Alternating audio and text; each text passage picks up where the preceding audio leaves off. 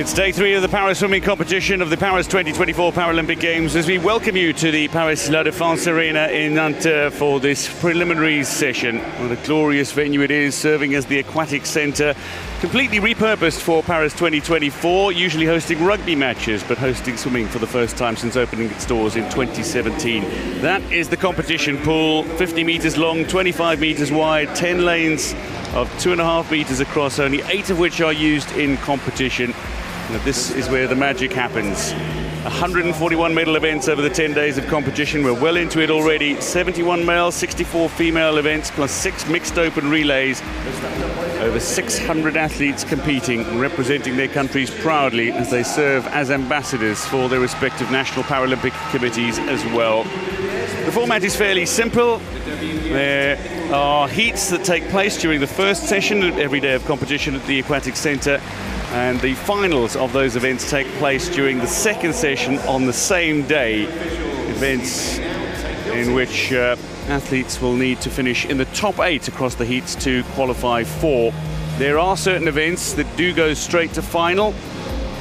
We have a couple on the schedule that'll happen for the final session on day 3 of competition, and it really has been a wonderful competition so far, with a host of world records and Paralympic records having been broken.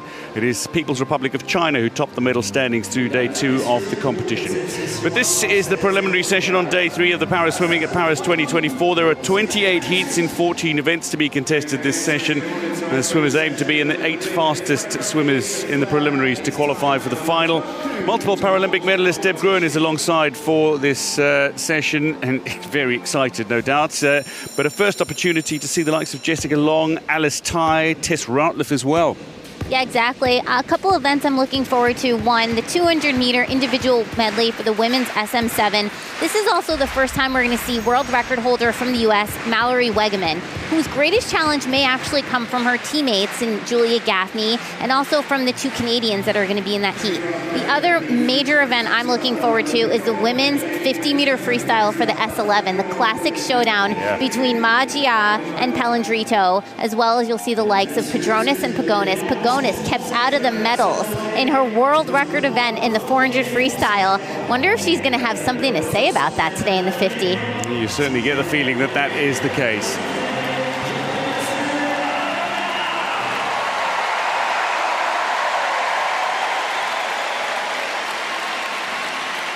Before we get into the start of the competition, the striking of the baton 3 times. The tradition in French theatre to signal the start of the drama. There is much drama to come. We begin with the men's 100-meter backstroke S12 heats. There are 2 heats to come.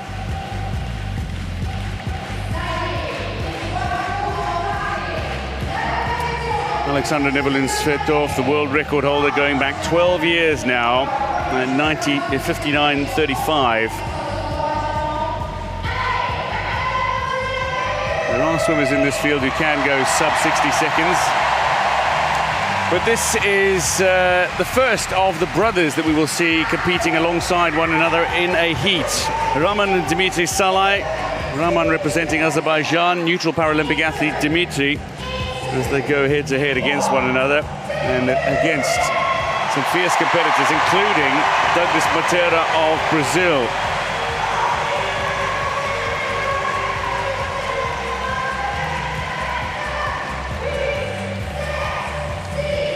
This crowd has been absolutely superb in terms of their support, encouragement, and just willing the athletes to the wall throughout the races.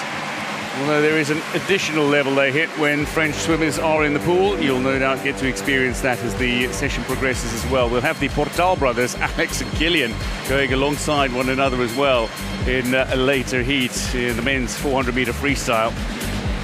So in this first event, there are 7 competitors who make their way out for the first heat. Zhang Chichu, Dimitrios Sukhanov, Maulana Yavianda of Indonesia, Rahman Saleh of Azerbaijan, his brother and neutral Paralympic athlete Dimitri Saleh, Douglas Matera of Brazil, and Roman Michka of Ukraine. 100 meters backstroke, S12 heats. 14 athletes across 2 races this morning. Deng. 8 spots available for tonight's final. One of the men to watch is Rahman Saleh, who goes in 4. He was the Rio silver medalist, the gold medalist in Tokyo. He's a 4-time Paralympic Games medalist. This is one of his speciality events. Silver's at the last 3 World Championships, though, the reigning European champion. He's got a host of titles, and he's capable of going sub 60 seconds in this race. This is a pretty good start. Day 3 of competition. For Douglas Matera as well. The Brazilian bronze medalist at the World Championships last year, Pan American Games champion. One of his 8 gold medals at the Pan American Games. There he is. His brother, however, not swimming at Paralympic Games, although has swum at the last couple of Paralympic Games, Douglas Matera.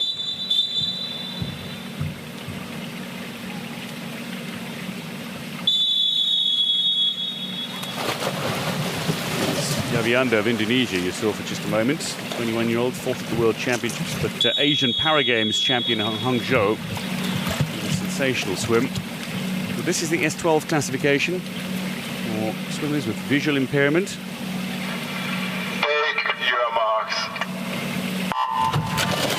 Getting away brilliantly was Yavianda of Indonesia, but it's the underwater work of Rahman Saleh that is so very impressive. He comes up using nearly all of the 15 meters, and he's already half a body length in front of Douglas Matera and his brother Dimitri. Rahman Saleh is looking to impose himself on the swimmers around him in the very early stages of this race, coming up towards the 50. He is well in front. Great, they are, and the 2 brothers, they're right next to each other, with Rahman Saleh in the pink cap and Dimitri Saleh in the yellow cap. And Rahman Saleh, beautiful turn right there, goes out way ahead. And look at this kick. Look how long he stays underwater, popping up now 2 body lengths ahead of everyone else. And this is just the prelims. So Rahman Saleh, the gold medalist from Tokyo, is looking to lay down a marker here in the early stages. He is in a commanding lead through 25 meters, 2 body lengths in front. The battle for second, though, is an intriguing one. Yavianda, Saleh and Matera are effectively in a line with 15 meters to go, but it is Rahman Saleh of Azerbaijan who is going to take this first heat. He's not going to go sub 60 seconds, just easing off towards the end. Second is his brother Dimitri. Third, Matera, only just ahead of Yavianda. But there is very little separating second to 4th in this race. Silvanov finishing 5th, 6th for Michka, and Deng 7th. But Rahman Saleh, what a swim. Great start, and his underwaters are exceptional. Yeah, and you have to wonder if he has a little extra motivation swimming right next to his brother. Here's the start.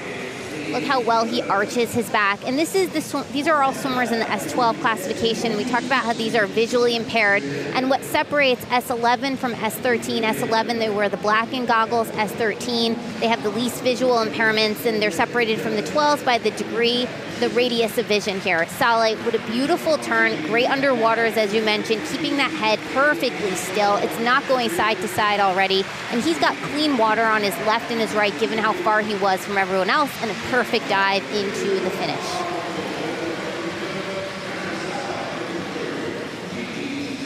Out in 28.62, home in 101.29. Rahman Saleh ahead of his brother Dimitri by over 2 seconds. Douglas Matera of Brazil third. Only just 0.04 of a second separate him from Yavianda of Indonesia.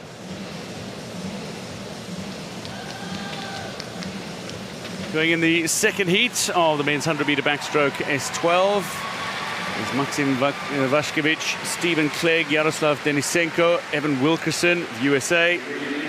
The 17-year-old who shot to prominence at the Pan American Games in Santiago. Vashkevich, quick, bronze medalist at the European Championships, can go significantly faster than his seat time of 1:03. Stephen Clegg, Tokyo bronze medalist, goes in lane 4. Yaroslav Denisenko goes in lane 5. He was the Rio silver medalist, the 32-year-old now. Silver at the European Championships in April. Here's Stephen Clegg, world champion at the last 2 editions.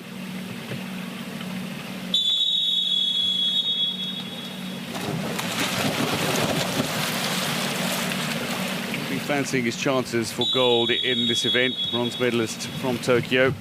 He's already seen Rahman Saleh go just outside the minute mark.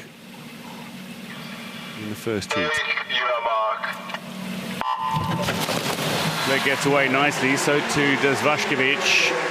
Alex Berreo of Spain going in 2. Geraldo of Colombia going in 1 is just dropping back a little, and Igor Kuzmin, the neutral Paralympic athlete, finds himself fading in the early stages. But Vašković trying to keep pace with Stephen Clegg, Denisenko as well, but Clegg is good half a body length in front and pulling further in front as he heads up toward the 50. Right, and Clegg was the bronze medalist from Tokyo.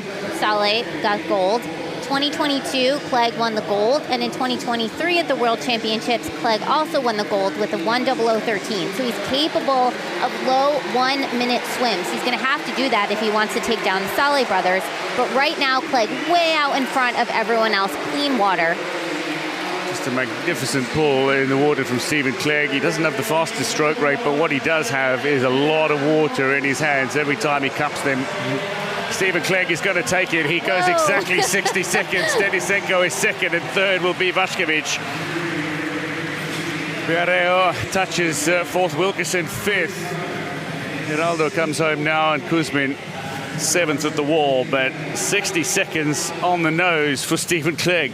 Interesting. Wow, what a swim for prelims. That was a lot faster than Raman Saleh in heat 1 went 1:01:29, and Clegg comes in with 1:00 flat.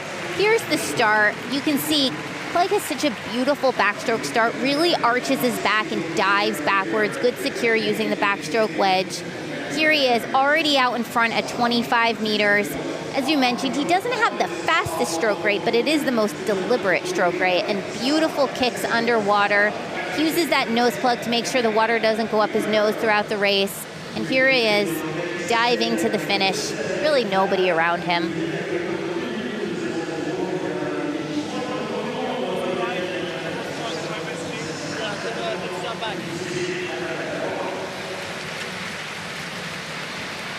Confirming the results in the second heat, Clegg ahead of Denisenko, ahead of Vašković. Watching the clock though, Wilkerson is going to miss out, but Berreo is going to make it through to the final. The 8 athletes who progressed to the final. Clegg quickest to qualify ahead of Raman Saleh, the gold medalist from Tokyo. Denisenko, Dimitri Saleh, Vašković, Matera, Yavianda and Berreo. That is going to be some final.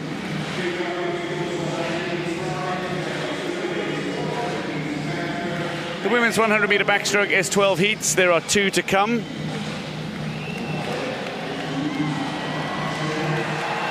Hannah Russell remains the world record holder from her victory in Rio. A 1:06:06, the winning time.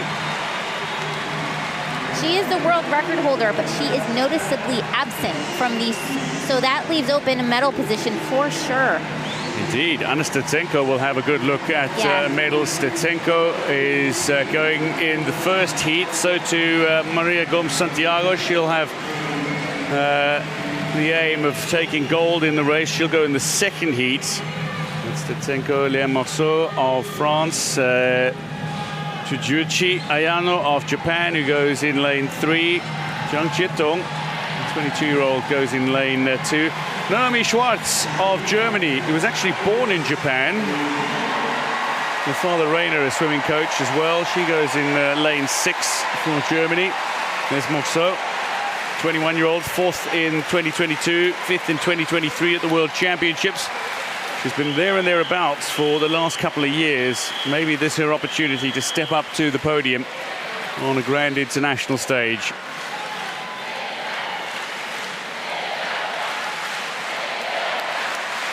I would say there's a French swimmer, can you tell? Yeah, yeah, I would have to agree with you. The announcer just trying to ask the crowd to quieten down. As the referee's whistle sounds, there's meant to be quiet in the venue. And there is the whistle again.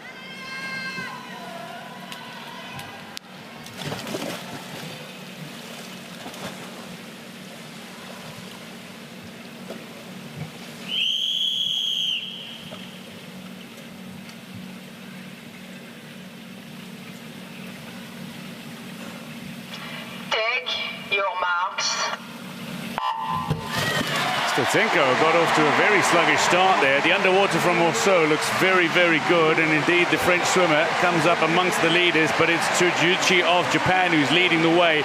Once she gets into a stroke, though, the gold medalist from Rio in the S13 classification, Steczenko, should be the swimmer to beat into 25 meters. She's starting to pull away from the field already. And again, this is the S12 classification, so there's 3 classes for swimmers with visual impairments. S12 is the middle. S11 means they use blackened goggles. S13 has the least visual impairment. Some of these swimmers use tappers, some of them don't. Some of them can make out the flag, some of them can't. There's really a range. Steczenko with a good turn, but Tsujuchi really good off the wall as well. She'll be looking to go sub 1:14 in the heats, you would imagine. Out in 34.6 for Anna Steczenko. It's a good time at the 50-meter mark, and she's again looking to pull away from the Japanese swimmer. Morceau is holding on to third position as Schwartz and Chung look to come back a little at her, but the French swimmer now starting to push through the water. She's not going to make up ground enough to claim second ahead of the Japanese swimmer, I suspect, but it's comfortable for Steczenko, who goes 1:11.20. Tsujuchi goes 1:13, so just about the 1:14 mark that she was looking to hit. Morceau touches third, Schwartz fourth, and Chung comes to the wall now in 1:18.15. Steczenko, that's a pretty solid swim for her heats, 1:11.20. Pretty solid. She was just 1/100th off of her seat time. I thought that was a great swim for her prelims. Sometimes in the morning, swimmers tend to coast it a little bit because all they're trying to do is get a center lane for finals or just guarantee that they have a place in the finals. But it's great when you see a swim like this with Steczenko. She had a great start, and look at her she's so far out on this wall. She's keeping her head straight. She had a great second 50. By the time she was at the 75-meter mark, she had clean water on her left and her right, and here's her dive right into the wall, way ahead of everyone else.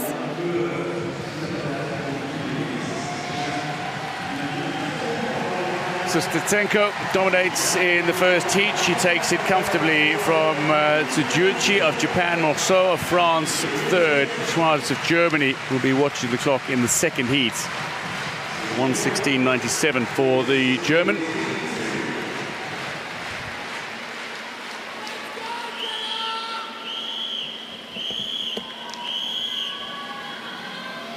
To the second heat we go.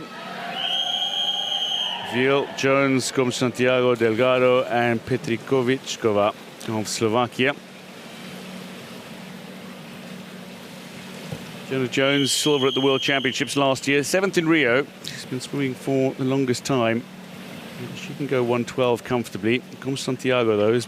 Take your marks.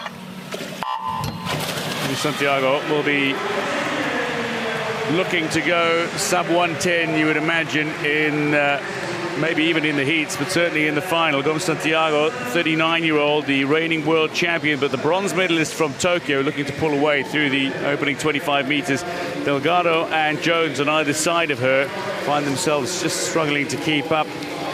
Petrikovičková, going for Slovakia in lane 6, is holding on to Delgado at the moment, but it's Santiago of Brazil who's comfortable at the 50. Yep, Gomes Santiago out in 33.64. That's a solid first half. She was bronze in Tokyo, as you noted, but then she was silver in 2022 at the World Champs, and then gold in 2023. So she's going to definitely be looking for gold in Paris. And right now she's doing just that, way ahead of everyone else and keeping up that stroke rate. She doesn't need to go all out this morning, but she does need to make sure she's right in the middle, and it gives her confidence for tonight's swim the better she goes this morning. Maria Gomes Santiago is going to come into the wall well ahead of any other swimmer. Indeed, she touches in 1:09.60, so does go sub 1:10. Delgado touches second, Jones third for Australia. Petrikovičková, the Slovakian, fourth, and Veal of Brazil, fifth. In a sense, for Gomes Santiago as well, having finished outside the final placings in the women's 100 fly, this is her opportunity to get Paris 2024 back on track. Definitely, and this is her favorite event. You can see she took this out hard. She was out in 33, very decent first half, and this second preliminary heat was a lot faster than the first. Gomez coming in at 1:09, the second place at 1:12.35. Very quick heat for the preliminary session. All of these swimmers trying to get into the final for tonight. But look at Gomez Santiago. She gets that tap. She comes right in and finishes. She really timed that finish well.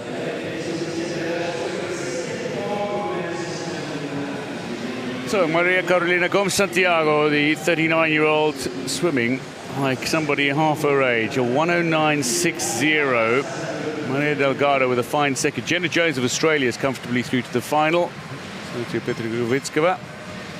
Advancing to the final, Schwartz makes it in with a 116.97. Morceau's in the final for France, but it's Gomez Santiago who'll be battling Steczenko for the gold, you imagine. Delgado, Tsujiuchi, Jones, Petrikovitskova as well.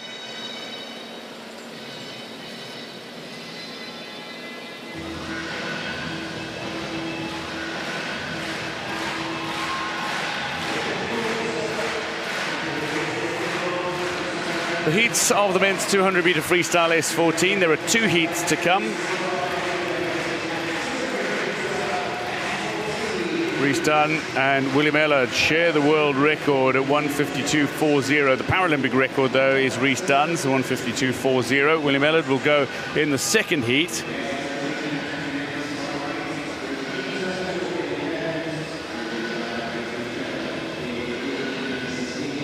Going in the first heat, amongst others, Nicholas Bennett, who's expected to challenge for a medal. Vicky Better of Australia, Garcia of Colombia, Vanzenko of Ukraine, and Hilos of Denmark, who was extraordinary in the 100 fly here as he claimed gold against the odds. But Nicholas Bennett of Canada will go in lane 4, a man who achieved a major international breakthrough in 2023, winning his first career world titles with wins in the 200 free, 200 IM, and silver as well in Manchester in the 100-meter breaststroke. But Hilos, gold in the 100 fly here. 6th of the World Championships in this event. It says top 5 he'll be happy with here. And I suspect that'll change given his gold in the 100 fly. Getting away nicely is Bennett of Canada, the Commonwealth Games gold medalist 2 years ago and the reigning world champion. He's still only 20 years old. He finished 6th in Tokyo, but how he has improved since then. It's certainly been an upward curve for the Canadian, who's not really getting away from the remainder of the field. Vanzenko and Hilos still very much with him. It's Better and Garcia that are just falling a little further back as they come to the wall at 50. This is a 200-meter freestyle, so that's 4 lengths of the pool. It's important here, it's not a sprint, it's also not a distance. So you want to keep this event fairly controlled the first 50, but never taking your foot off the gas. Here, Nicholas Bennett out in front, he's setting a comfortable, not overly fast, not overly slow pace. Everyone else needs to just make sure they hand with him. The danger of an event like this is going too slow in the finals and not making, going too slow in the prelims and not making it into the final. Doesn't seem to be the case for Bennett, though, but there is a definite possibility and distinct possibility that that could happen. Hilos has fallen some way back at the moment as Bennett looks to pull away. Vanzenko and Garcia are now swimming a little better. Garcia, who looked to fall back a little initially, had a great second 50 as they come up towards the wall at 150 here. It'll be Bennett in front by a body length. Again, working off the wall. It's a great swim from Bennett so far. Yep, Bennett's all by himself out there, but here comes the charge from Garcia Sanchez, really trying to make a move during this last 50, and we'll see if Bennett can hold him off. Well, Garcia was really impressive at the Pan American Games, the 19-year-old Colombian. He finished silver medal position in the 200 free S14. And Bennett is not going to allow a charge to come from anybody. The battle between Vanzenko and Hilos is interesting, but Bennett is going to take it in 154.72 ahead of Garcia. Vanzenko just touches ahead of Hilos. I suspect, though, that they will all be through to the final with those times, all inside 2 minutes. Ricky Betar at 2:04. But Bennett, 154.72. That's right up there with his very best swims. That was, I will say, that was a quick heat for the prelims. Bennett, he took it out well. Here he is. All the swimmers very closely bunched together during that first 50. And it's during the second 100, right in the middle of the the second 50 and then the 150, this is where Bennett really went and he made his mark. He comes in first with that 154.72, a very solid swim for prelims, and that's hard to do. It's hard to go fast during prelims sometimes. So by nearly 2.5 seconds, Nicholas Bennett takes victory in the men's 200-meter freestyle S14 first heat ahead of Garcia and Vanzenko second. Hilos sub 2 minutes as well.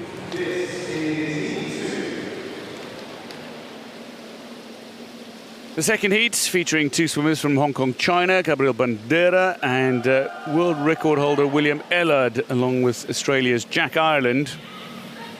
Bronzes are both of the 2022 Commonwealth Games and the 2023 World Championships for Jack Ireland, the 25-year-old with great ambitions in this event.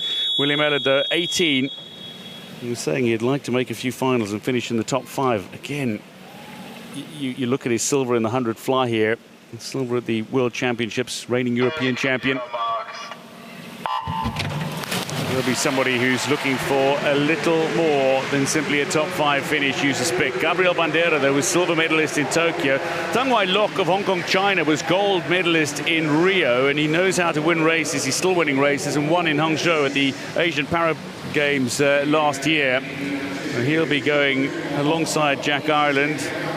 And William Ellard is leading the way from Chung Tun Lok, the 19-year-old who was silver medalist at the Asian Para Games at the 50.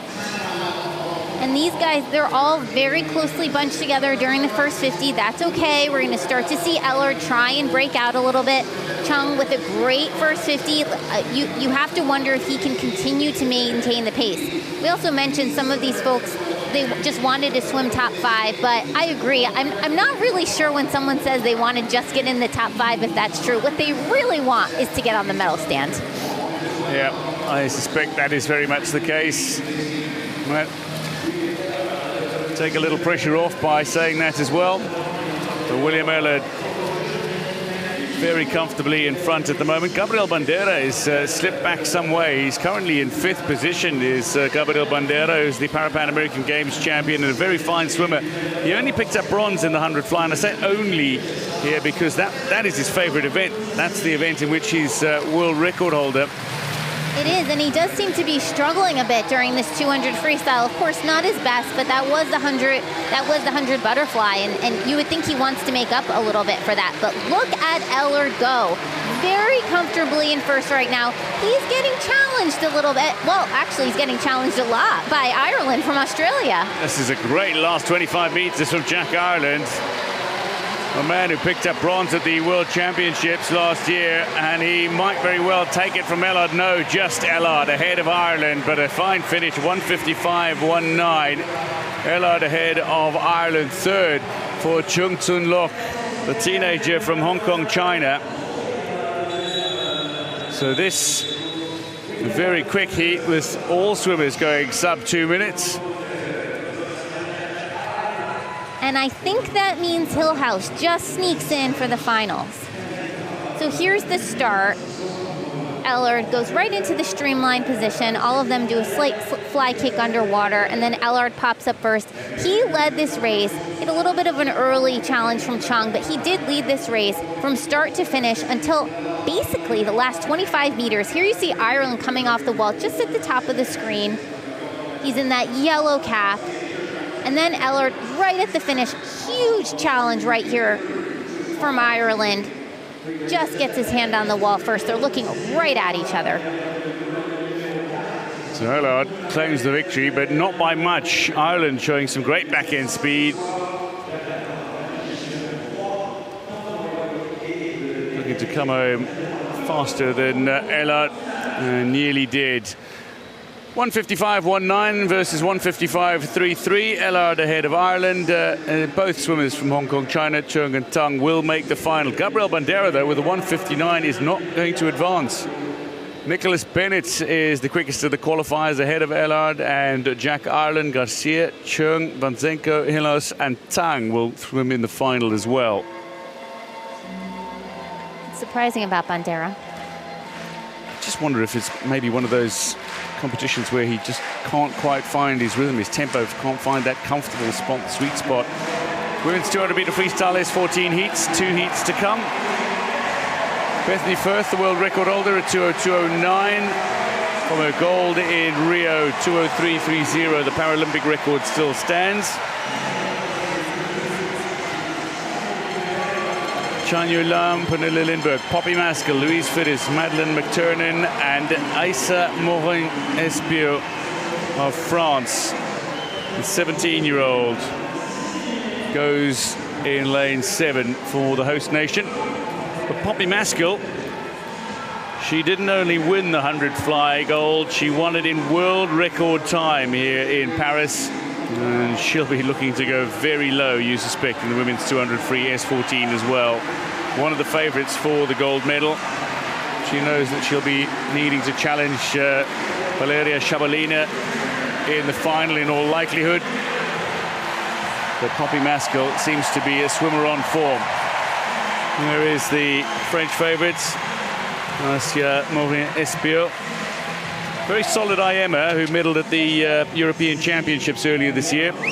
Australia's Madeleine McTernan, 4th at the World Championships a couple of years ago. Challenging for podium places.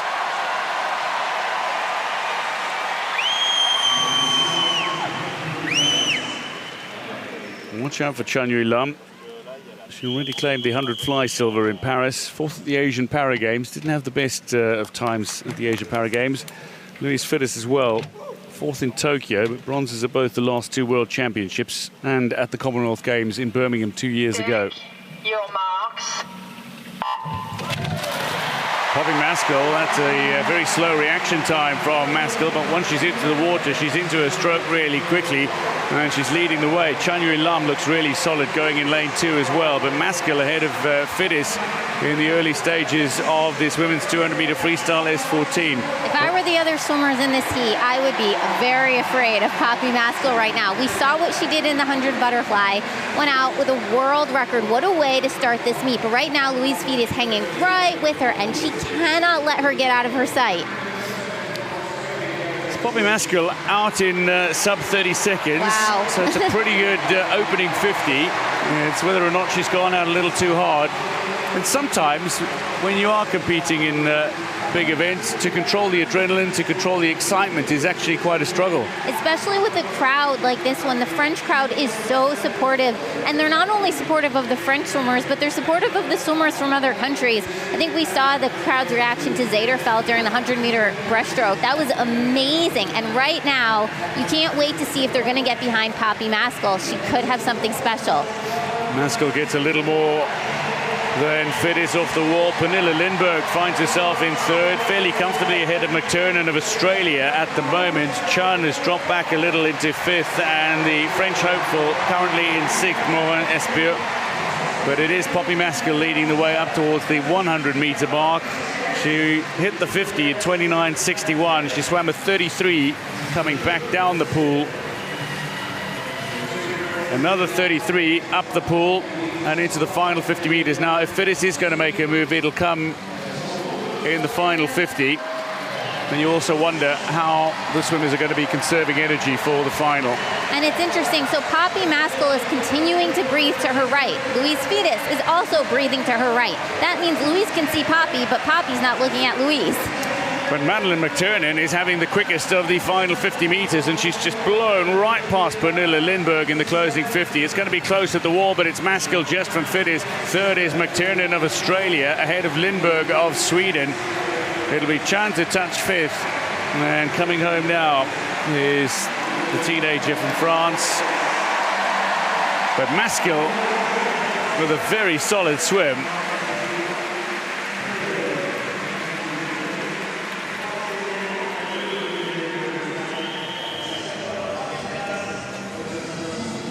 Out in 29.61 and then 33.33 coming home for Maskell. And Maskell here had a pretty poor reaction time coming off the block, but then her underwater was so good that she got out right to an early lead. And Maskell, You know, I think she tried to control this 200. We saw how quick she went out in the 100 butterfly. Some actually wondered if she overswam that first 50 of it. And she kind of took the opposite approach for this 200 here. You know, she was right next to Louise Fides. You have to wonder, she's saying, you know, I don't want to overswim the preliminary heat. And she went just fast enough to get her hand on the wall, about 3/10 ahead of Louise Fides. And here the two of them are kind of congratulating each other for that solid prelim swim. That's a great way to describe it. It was a solid prelim swim. 2:10.36, the winning time for Poppy Maskell ahead of Louise Fides, her compatriot. In Heat 1, Madeleine McTiernan with a great final 50. Found herself comfortably in third ahead of Lindberg.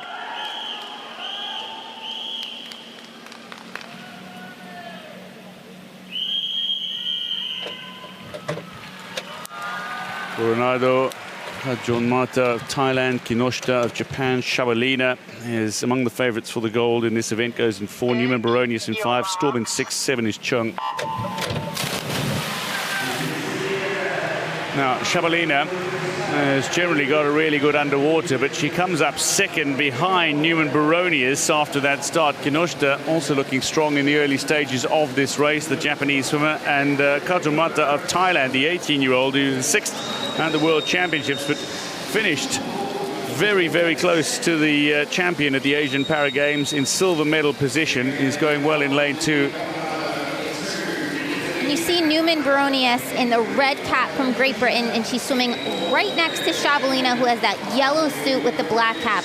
Right now, I agree with you, Newman Baronius looks very good, but here comes Shabalina. Shabalina is so strong during the second half. She did not win gold during the 100 fly during day 1 of the competition, so she's still looking for that first gold of Paris 2024. So the reigning European champion, Shabalina, 2-time world champion. You're right, not winning that 100 fly in gold. Which she holds the world record. Yeah, to only claim bronze or did hold it. is something that Shabalina will be wanting to make up for in this event, you suspect. But Newman Baronius, she as well finds herself maybe wanting to make up for a disappointing result ultimately in the 100 fly for her as well, off the podium as the former joint world record holder in the event. But the European champion, strip silver medalist Newman Baronius, is leading the way from Shabalina, and Kinoshita still holding on for third. It's Ruby Storm of Australia, 5th at the World Championships 2 years ago and 7th in Tokyo, who is currently in 4th. And look, these swimmers are actually pretty close. Newman Baronius now trying to hold off a late charge from Shabalina, and Shabalina on her right is getting a charge from Kinoshita. At this point, with 25 meters to go, it looks like Newman Baronius right now is still trying to hang on for first. I think she might. She's got pretty good closing speed as Newman Baronius. She looks to just up the kick rate a little in the closing stages, and she comes to the wall ahead of Shabalina and Kinoshita in that order. Storm 4th, Kajumata for Thailand, a good 6th place, 5th place finish. Coronado is 6th, Chung touches 7th. With 2:11.64. So not quite as quick as the first heat, but what that does mean is that Maskell, Fides and Newman Baronius are the 3 fastest qualifiers, all from Great Britain. Wow, that means Great Britain could go for a sweep of 1, 2, 3. Wouldn't that be something? They would love that. Except I don't think Shabalina is going to make it. Super easy. We also saw a very solid swim from Kinoshita right now. And look at Newman Baronius. With a late charge, she was able to get her hand on the wall first with a 2:12. It was a solid swim, not her fastest, a little bit off of her seed time, and Poppy Maskell putting up the quickest heat of the prelims. Quickest time.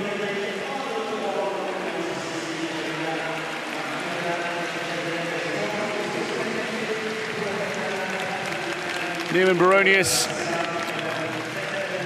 the Great British swimmer, takes the heat in the women's 200 free S14 ahead of Valeria Shabalina, and Kinoshita Aira finds herself third ahead of Ruby Storm.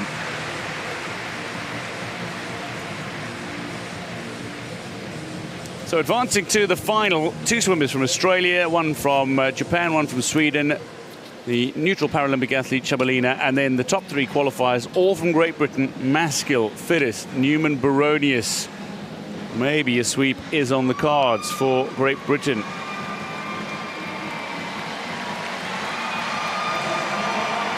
Two heats to come in the men's 100-meter backstroke S8. Robert Griswold is the world record holder, 1:02.55. That was his winning time in Tokyo.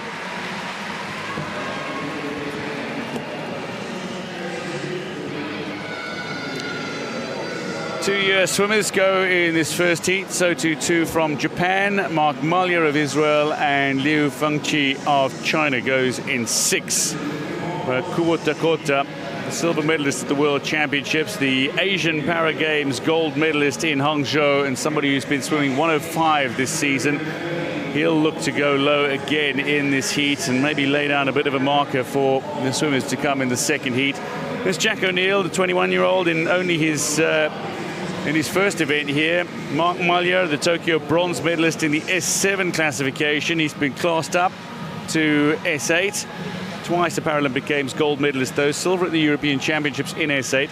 Matthew Torres, the 23-year-old, 5th at the World Championships 2 years ago. But there's Kubota.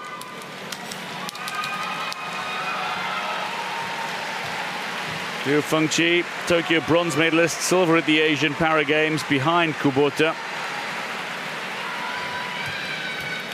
Watch out for Ogiwara as well. He was also on the podium at the Asian Para Games, winning bronze behind Kubota and Liu.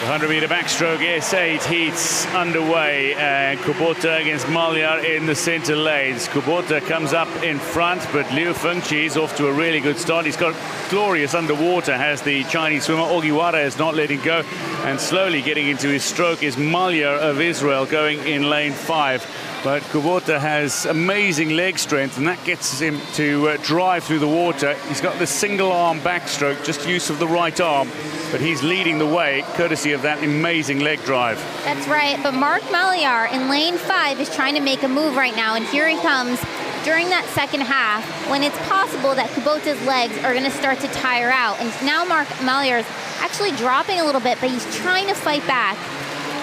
Kubota, though, has a comfortable lead at the moment, about half a body length ahead of everyone else. At the moment, it's Ogiwara who's ahead of Liu Fengqi, but Malya is coming back at Kubota, maybe just starting to tire a little. Malya's stroke rate is increased, but Kubota looks like he's going to hold on in the closing stages. It's a long, long glide to the wall. Kubota touches first, but only just from Malya. Ogiwara 4th eventually as Liu touched the wall 3rd. That is not the kind of glide you want to have in the final. No. You'll take that in the heats, but a 1:07.56, only 0.17 of a second ahead of Malya. And here's the backstroke start. And you can see that Kubota and Liu had excellent starts. It got them out way ahead. And Mark Malya fighting to come back. Kubota, he's got the use of that one limb, and he's using it to go as fast as he can. And here they come into the finish with a really, really long glide. Mark Malya almost had him there. You have to be careful on that glide, especially in finals. You certainly don't want to be caught between strokes and needing to decide whether or not you go for another stroke or glide to the wall. Kubota, though, takes it from Malya ahead of Liu.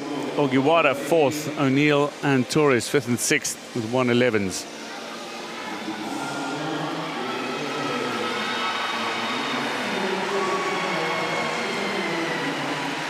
Six swimmers to go in the second heat of the men's 100-meter backstroke S8, including the reigning world champion and European champion in 2024, Inigo Llopis of Spain. Bogdan Ernenko of Ukraine, 5th in Rio, but somebody who's a very fine swimmer. He's proved it over the years. World champion in the S7 classification previously, third at the European Championship swimming as an S8. Bogdan Hrnenko goes in 5 with the 25-year-old Llopis of Spain, silver medalist in Tokyo.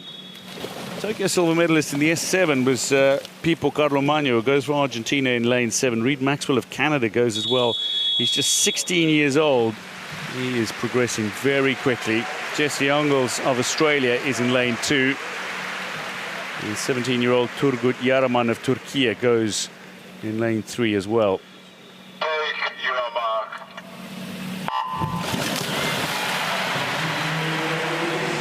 Looking to use his underwater for the longer time is Llopis, and he comes out in front, only just ahead of Yaraman. Hrnenko is looking strong in the early stages of this time, and Carlomagno with a very high stroke rate going well in lane 7, the former S7 swimmer. You know, it's difficult when the swimmers are changed from class to class, and they go up or they go down. It's not only hard on the swimmer itself, because, you know, you were formerly in one class and now you're racing against, if you go up a class, less impaired swimmers. But it's also difficult for the other swimmers in your classification, because you never know at any given time who you're going to be racing. And there's always someone new and there's always someone faster. But in addition to that, you have people coming up and down the classification system. Well, you're right. Carlomagno and Yaraman are two swimmers that were swimming S7 until recently, are now swimming as S8 swimmers. Yaraman, though, finds himself challenging for second position at the moment. Ongles is coming back at him. Hrnenko is looking to get in front, but it's Llopis who's leading the way. The Tokyo silver medalist from Spain is going to win by over a body length in this heat, a 1:06.53, so the quickest heat by some margin. Hrnenko second. Yaraman does touch for third with Ongles. They touch together, 1:08.87, exactly the same time. So the Australian was definitely coming back at Yaraman. Now, Llopis Sans, he really pulls himself up to the top of the block and maximizes the use of his legs. Here he is at the turn. He smacks the wall and really gets the most of his underwater. Can't quite see it here. Up there he is at the top of the screen doing fly kick on his back. Then he pops up and he's got clean water, and he had a great back half here to go 1:06.53, which is right around his sea time. And here he is coming in to the finish. No glide like you saw from Kubota during Heat 1. Really just times that finish well, and headed in to the final tonight with a comfortable first place seed. So Llopis takes the heat, 1:06.53. He'll have lane 4 for the final. Hrnenko, Ongles, Yaraman with the same time, 1:08.87. That means they sneak into the final. Reed Maxwell of Canada will miss out, though.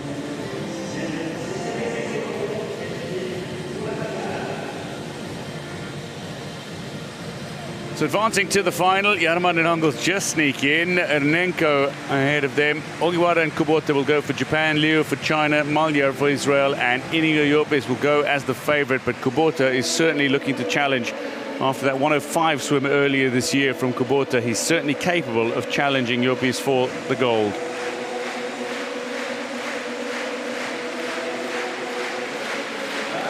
To the women's 100-meter backstroke S8 heat, so there is a great deal of excitement about this event because it's a first look at some great names in swimming.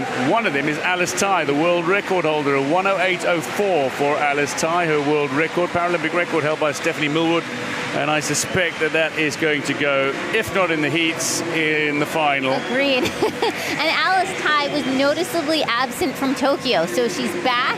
She's ready to win her gold medal, but I think there's a couple of swimmers in this event who are going to make it very difficult. Number 1, Jessica Long. Well, Victoria Shulova is another who is going to make it difficult. She goes in the first heat.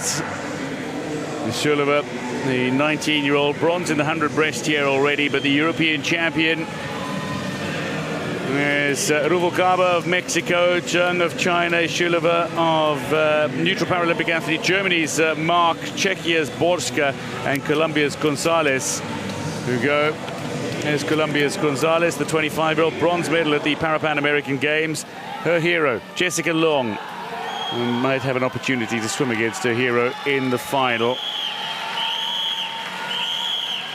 Mira Mark of Germany, though, is one to watch. She was 5th in Tokyo, a swimmer from Berlin, but bronze at the World Championships in 2022 and European Championship bronze. Another one who was inspired by the great Jessica Long, who will swim in the second heat. Ruvalcaba, another who's spoken about how Jessica Long inspired her. They all have the chance to make the final, in which Jessica Long is likely to swim as well. Take your marks.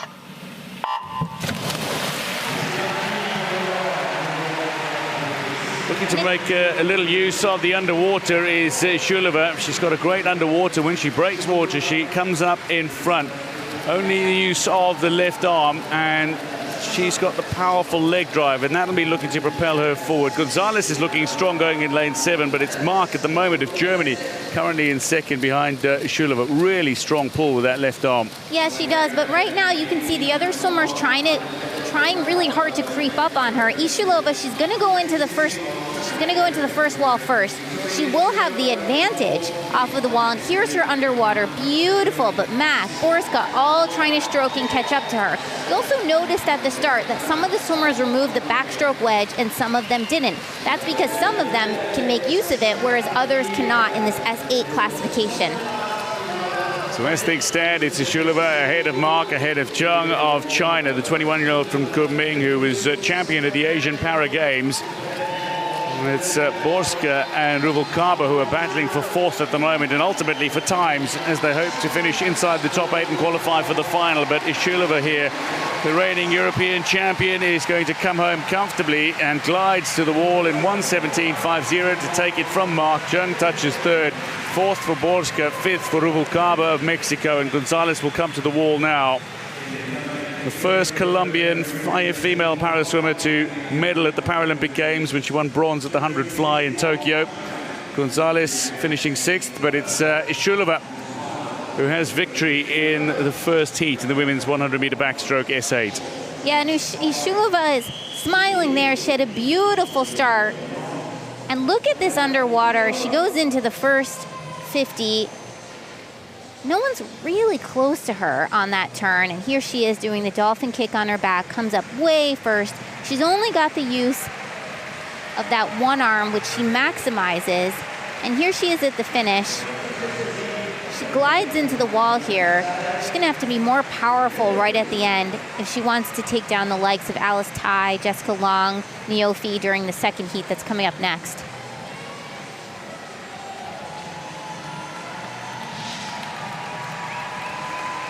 Confirming the results in the first heat, it's Shulova ahead of Mark, ahead of Zheng. Borska 1:22.72. She'll be watching the clock, so too Ruvalcaba for the second heat.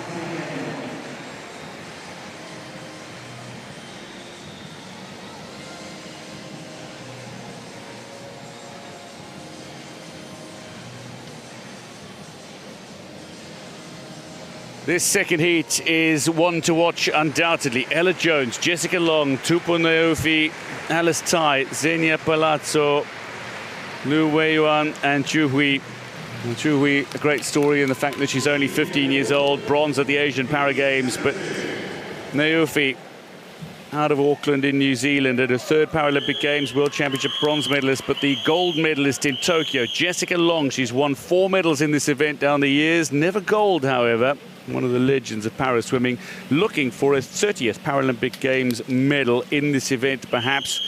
And then Alice Tai, who missed Tokyo through injury, last competed at the Paralympic Games in the S10 classification, finishing 3rd in the 100 back in Rio. She goes in lane 4. Alice Tai back after missing Tokyo with that elbow injury and having her right leg amputated below the knee last year. Jessica Long, her story indeed familiar to many. Your mark. Jessica Long with an excellent start, the swimmer who was born in an orphanage to a teenage mother and had both legs amputated below the knee after being born with fibula hemimelia, adopted by an American family, and has just gone on to become one of the greatest swimmers of all time. But it is, at the moment, Alice Tai who is leading the way, and we expected this because Alice Tai is the reigning world champion, two-time world champion, and somebody who is looking to not just lay down a marker in this event, but indeed win both the heat and the gold medal comfortably. Alice Tai out in 34.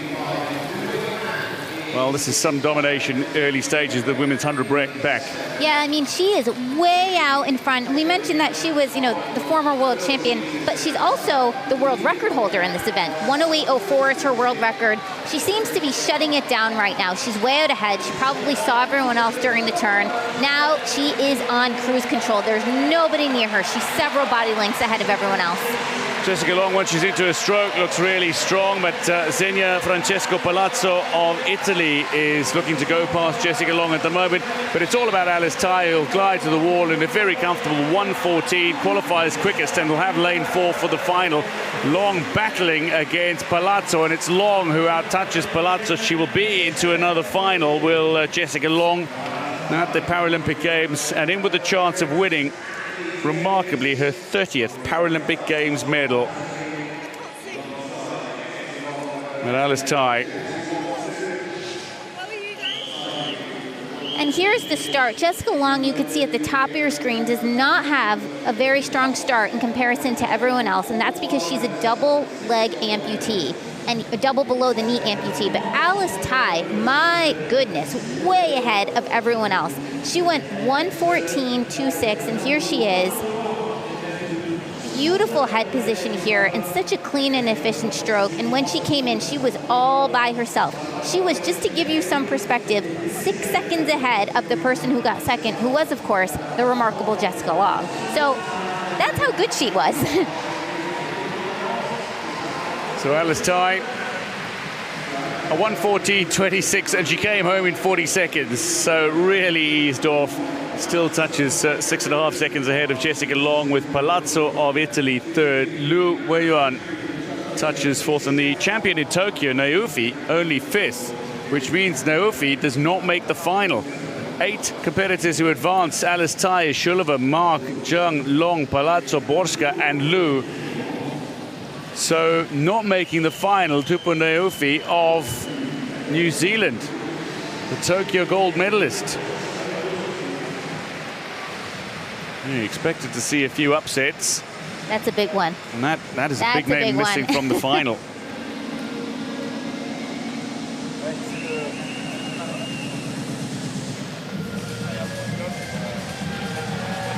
The heats of the men's 400-meter freestyle S13. 2 heats to come. And yes, there is a French competitor swimming, not just one, but 2. I wonder how you could tell. I wonder how. Leon Borky is the world record holder, 3:55.56. He'll go in the second heat.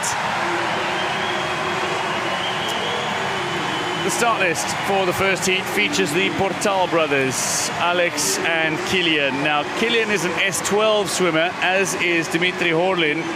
So they are swimming in the S13 classification. This for swimmers with the least visual impairment. S12 classification swimmers will swim up. Salguero is another of the S12 swimmers. He'll go for Spain in lane 3. But Alex Portal goes in lane 4. And what a dream to be swimming alongside his brother. There's Alex. Kilian alongside him. Alex is 22, Kilian is 17, and the World Championships bronze medalist. But this really is Alex's event. He's already picked up 100 backstroke bronze and 100 fly silver here in Paris. But he's the reigning world champion and looking to claim gold in this event. Ravsbek Musabekov of Uzbekistan going in 7. Dimitri Horlin, who made his international debut in France in 2012. The Rio bronze medalist, goes in 6. Evgeny Kovalyanak, who turns 18 tomorrow. Only took up the sport as a 6-year-old.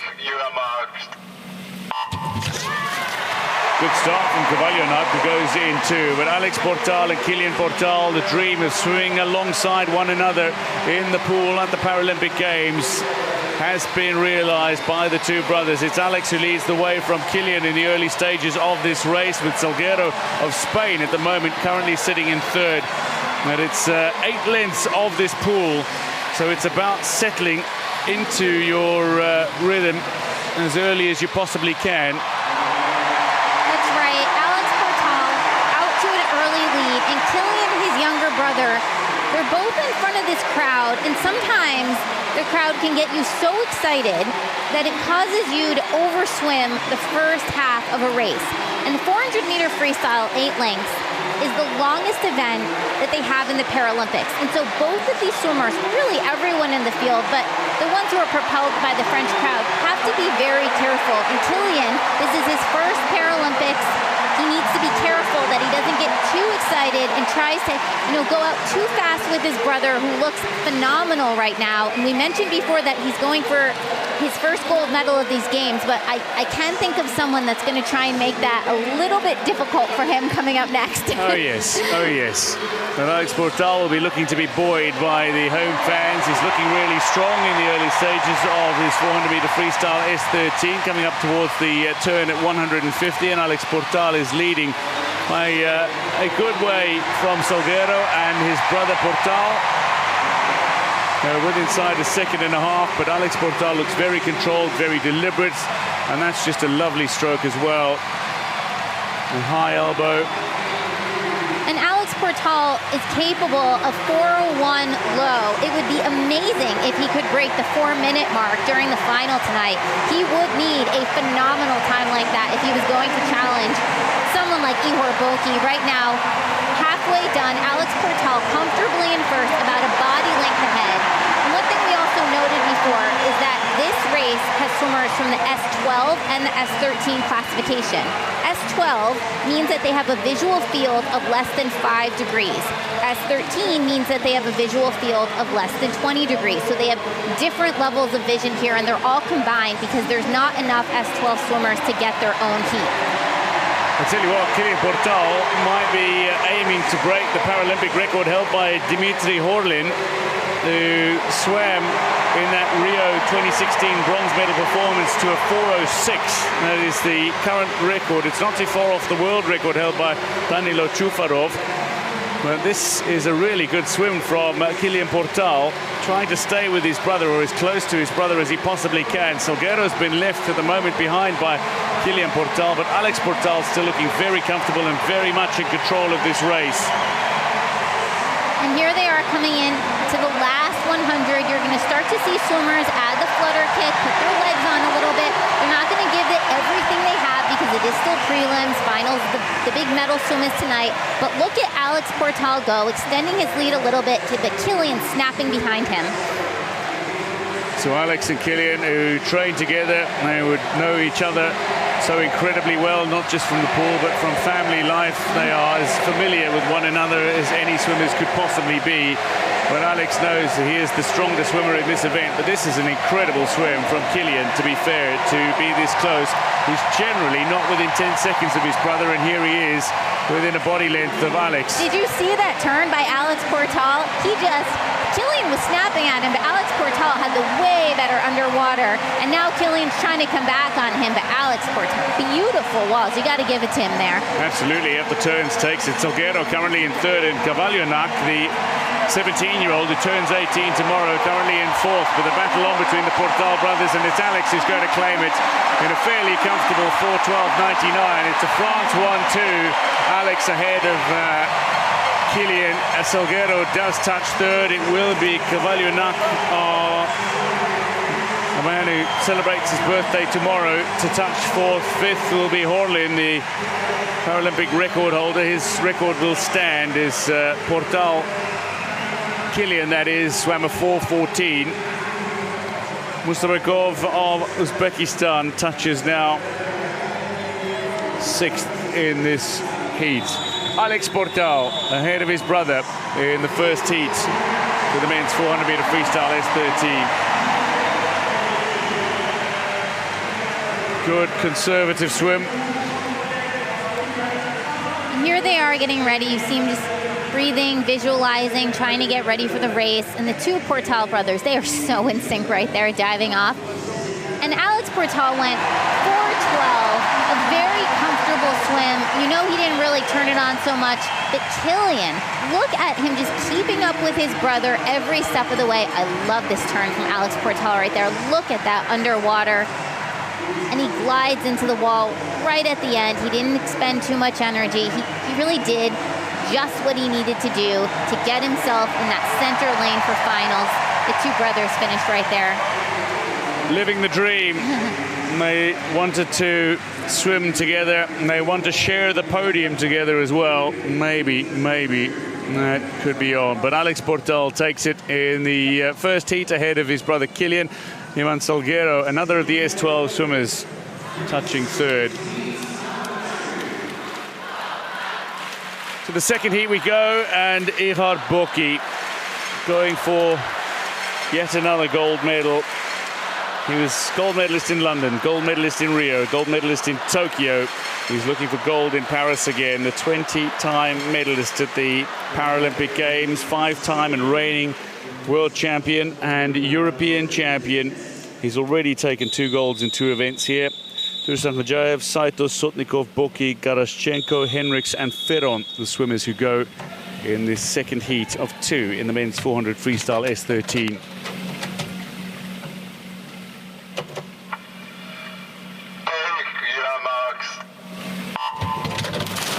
That's a phenomenal start from Saito Genki, the silver medalist at the Asian Para Games and World Championship bronze medalist a couple of years ago.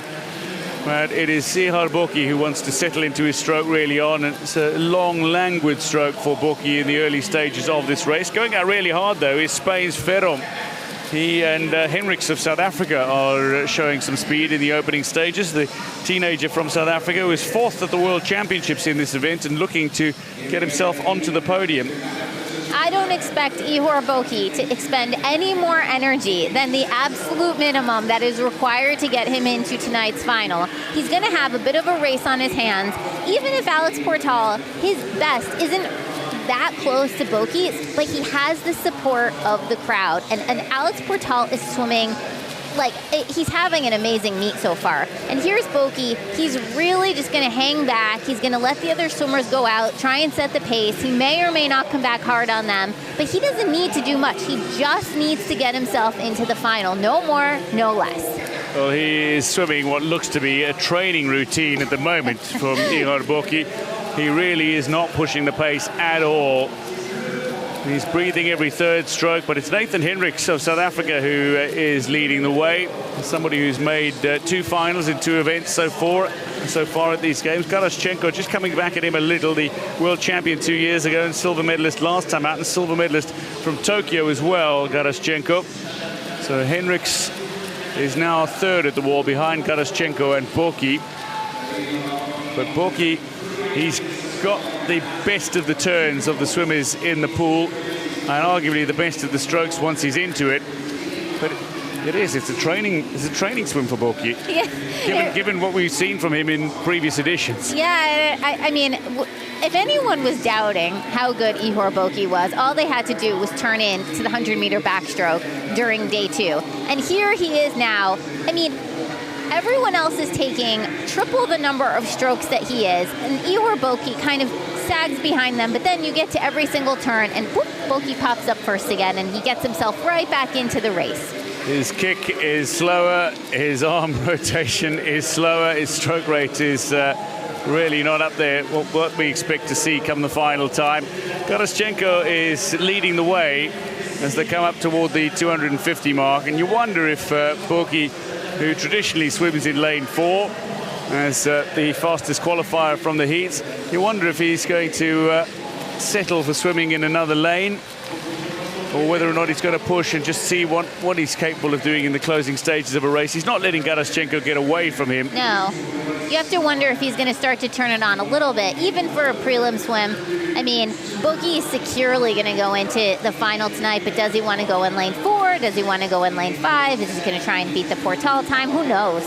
Well, that's the thing, is it really is up to him. He is so dominant in this event. He's a 3:55 swimmer in this event. He's done that on numerous occasions. He did it on his way to winning in Rio in Paralympic Games record time. He did it at the World Championships in Montreal when he swam that 3:55. And he's somebody who is a phenomenal swimmer. And to put it into perspective, Ihar Boki is swimming in his 24th event at the Paralympic Games. He has never failed to make the final, and he has medaled in all but 2 races at the Paralympic Games. Breaststroke is not his favorite event, and he once finished 5th and he once finished 7th. This Boki looks to turn it on just a little, maybe, in the closing 50. He's in front. There he goes. You had that beautiful underwater with the fly kick. Now he's just staying out ahead, trying to bring it home first, not expending too much energy. Maybe a little legs he's adding into this final 25 meters. So Ihar Boki has had a little bit of a push from Garaschenko. He touches the wall in 4:13, so he won't swim in lane 4, he'll swim in lane 5. But it'll be next to Alex Portal, the home favorite in the final. Garaschenko touches ahead of Henriks of South Africa, who's into yet another final. Sotnikov is 4th in this heat. Tursan Gajayev touches now 6th. Saito to the wall, the Asian Paragames silver medalist and World Championship bronze medalist, 6th. And Ferro, 6th at the World Championships 2 years ago, touches 7th. But Ihar Boki, dominant again, controlled that race from start to finish. He did. Even though he wasn't in first, I agree. He controlled the race from start to finish, just waiting, hanging back, letting the other swimmers go out faster and waiting to make his move. He figured out the first 50. You see all the swimmers kind of bunched together. They turned at the same time. And what makes Ihar Boki so powerful is every one of his walls. And here he is, just kind of glides into the wall. He has that huge surge at the end, finishes just ahead to win his prelim heat. 4:13.11, a very, very easy swim for him. Ihar Boki won 4:13.11 to win the second heat ahead of Garaschenko. Henriks of South Africa with a fine 4:17 as well. He's into the final. Sotnikov as well will advance. Tursan Gajayev, though, is going to miss out with that 4:27. The 8 swimmers who advance to the final. Alex Portal of France qualifies quickest. His brother Kilian 4th fastest. But Ihar Boki and Kirilo Garaschenko will be looking for a place on the podium. So too Henriks of South Africa, Sotnikov, Salguero of Spain. So a couple of S12 swimmers in that final. The women's 400-meter freestyle S13 heats, 2 heats to come.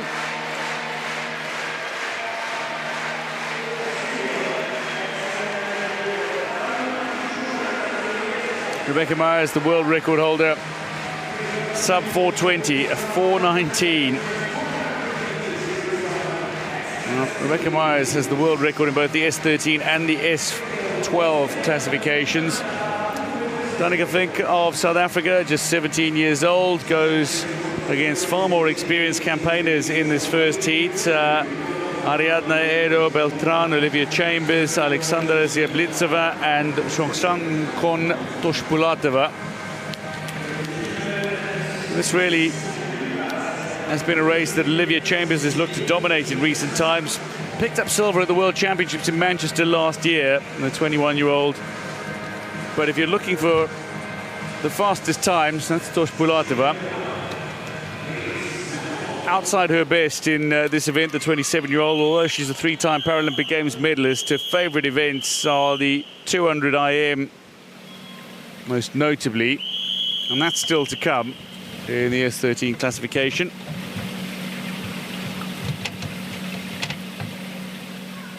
Take your marks. The women's 400-meter freestyle S13 underway. It's a long underwater from Ziablitseva, but doesn't come up in front. It's Chambers who's into her stroke really quickly, and going nicely in the green cap is Danica Finke of South Africa, the 17-year-old in her first of 2 events here. Her younger sister Ivana has actually represented South Africa as paraswimming as well already. Still very young, and the younger sister Juliana has competed in non-paraswimming events at national level in South Africa. Finke touches second behind Chambers, who looks really confident in the opening 50. She does, and I was watching Chambers behind the block. I love her pre-race routine. She kind of shakes her arm, she hits herself a little bit, she really psychs herself up, she gets herself into the zone, and now she's into her stroke, and you see, she has what's called a windmill stroke. The person that made this kind of stroke popular, where she's not really bending her elbows much, is Janet Evans from the United States, who obviously was a tremendous freestyle swimmer. So if you're going to copy anyone's stroke, that's a great person to choose from. Chambers out in 105.2, good swim for her. She is, of course, looking to challenge for the gold medal tonight. Carlotta Gili is going to be in heat 2. We know she's swimming well. She won the 100-meter butterfly. That is her best event. But now, you know, Chambers looking to really challenge Gili in the 400 freestyle, and she's going to have 8 lengths of the pool to do that, and she is way out ahead of everyone else. Unlike Boki, for example, she is trying to turn it on during prelims. Looking to assert her dominance in the early stages is Olivia Chambers. She's doing it brilliantly through 150, 139.89 for the swimmer from the US. Spain's Eero Beltran just ahead of Finca at the 150 mark. 2015 and 2017 World Championship bronze medalist Eero Beltran, who's somebody who's already been on the podium in this event, back in Rio winning bronze. And somebody who also spends a lot of time working with a sports psychologist. She's been very outspoken about mental health over the years as Eero Beltran. I'm happy to concede that a sports psychologist has done tremendous work working on her mental health. Olivia Chambers, though, this is dominant. This is absolutely dominant in the heat. She's leading by 15 meters. And she went out 2:15.11. Brilliant swim for her. You know, there's kind of 2 approaches that swimmers take during prelims. You can either go out hard, maybe, you know, go a best time, a PB, a world record, who knows, and send a message to everyone else like, I'm here.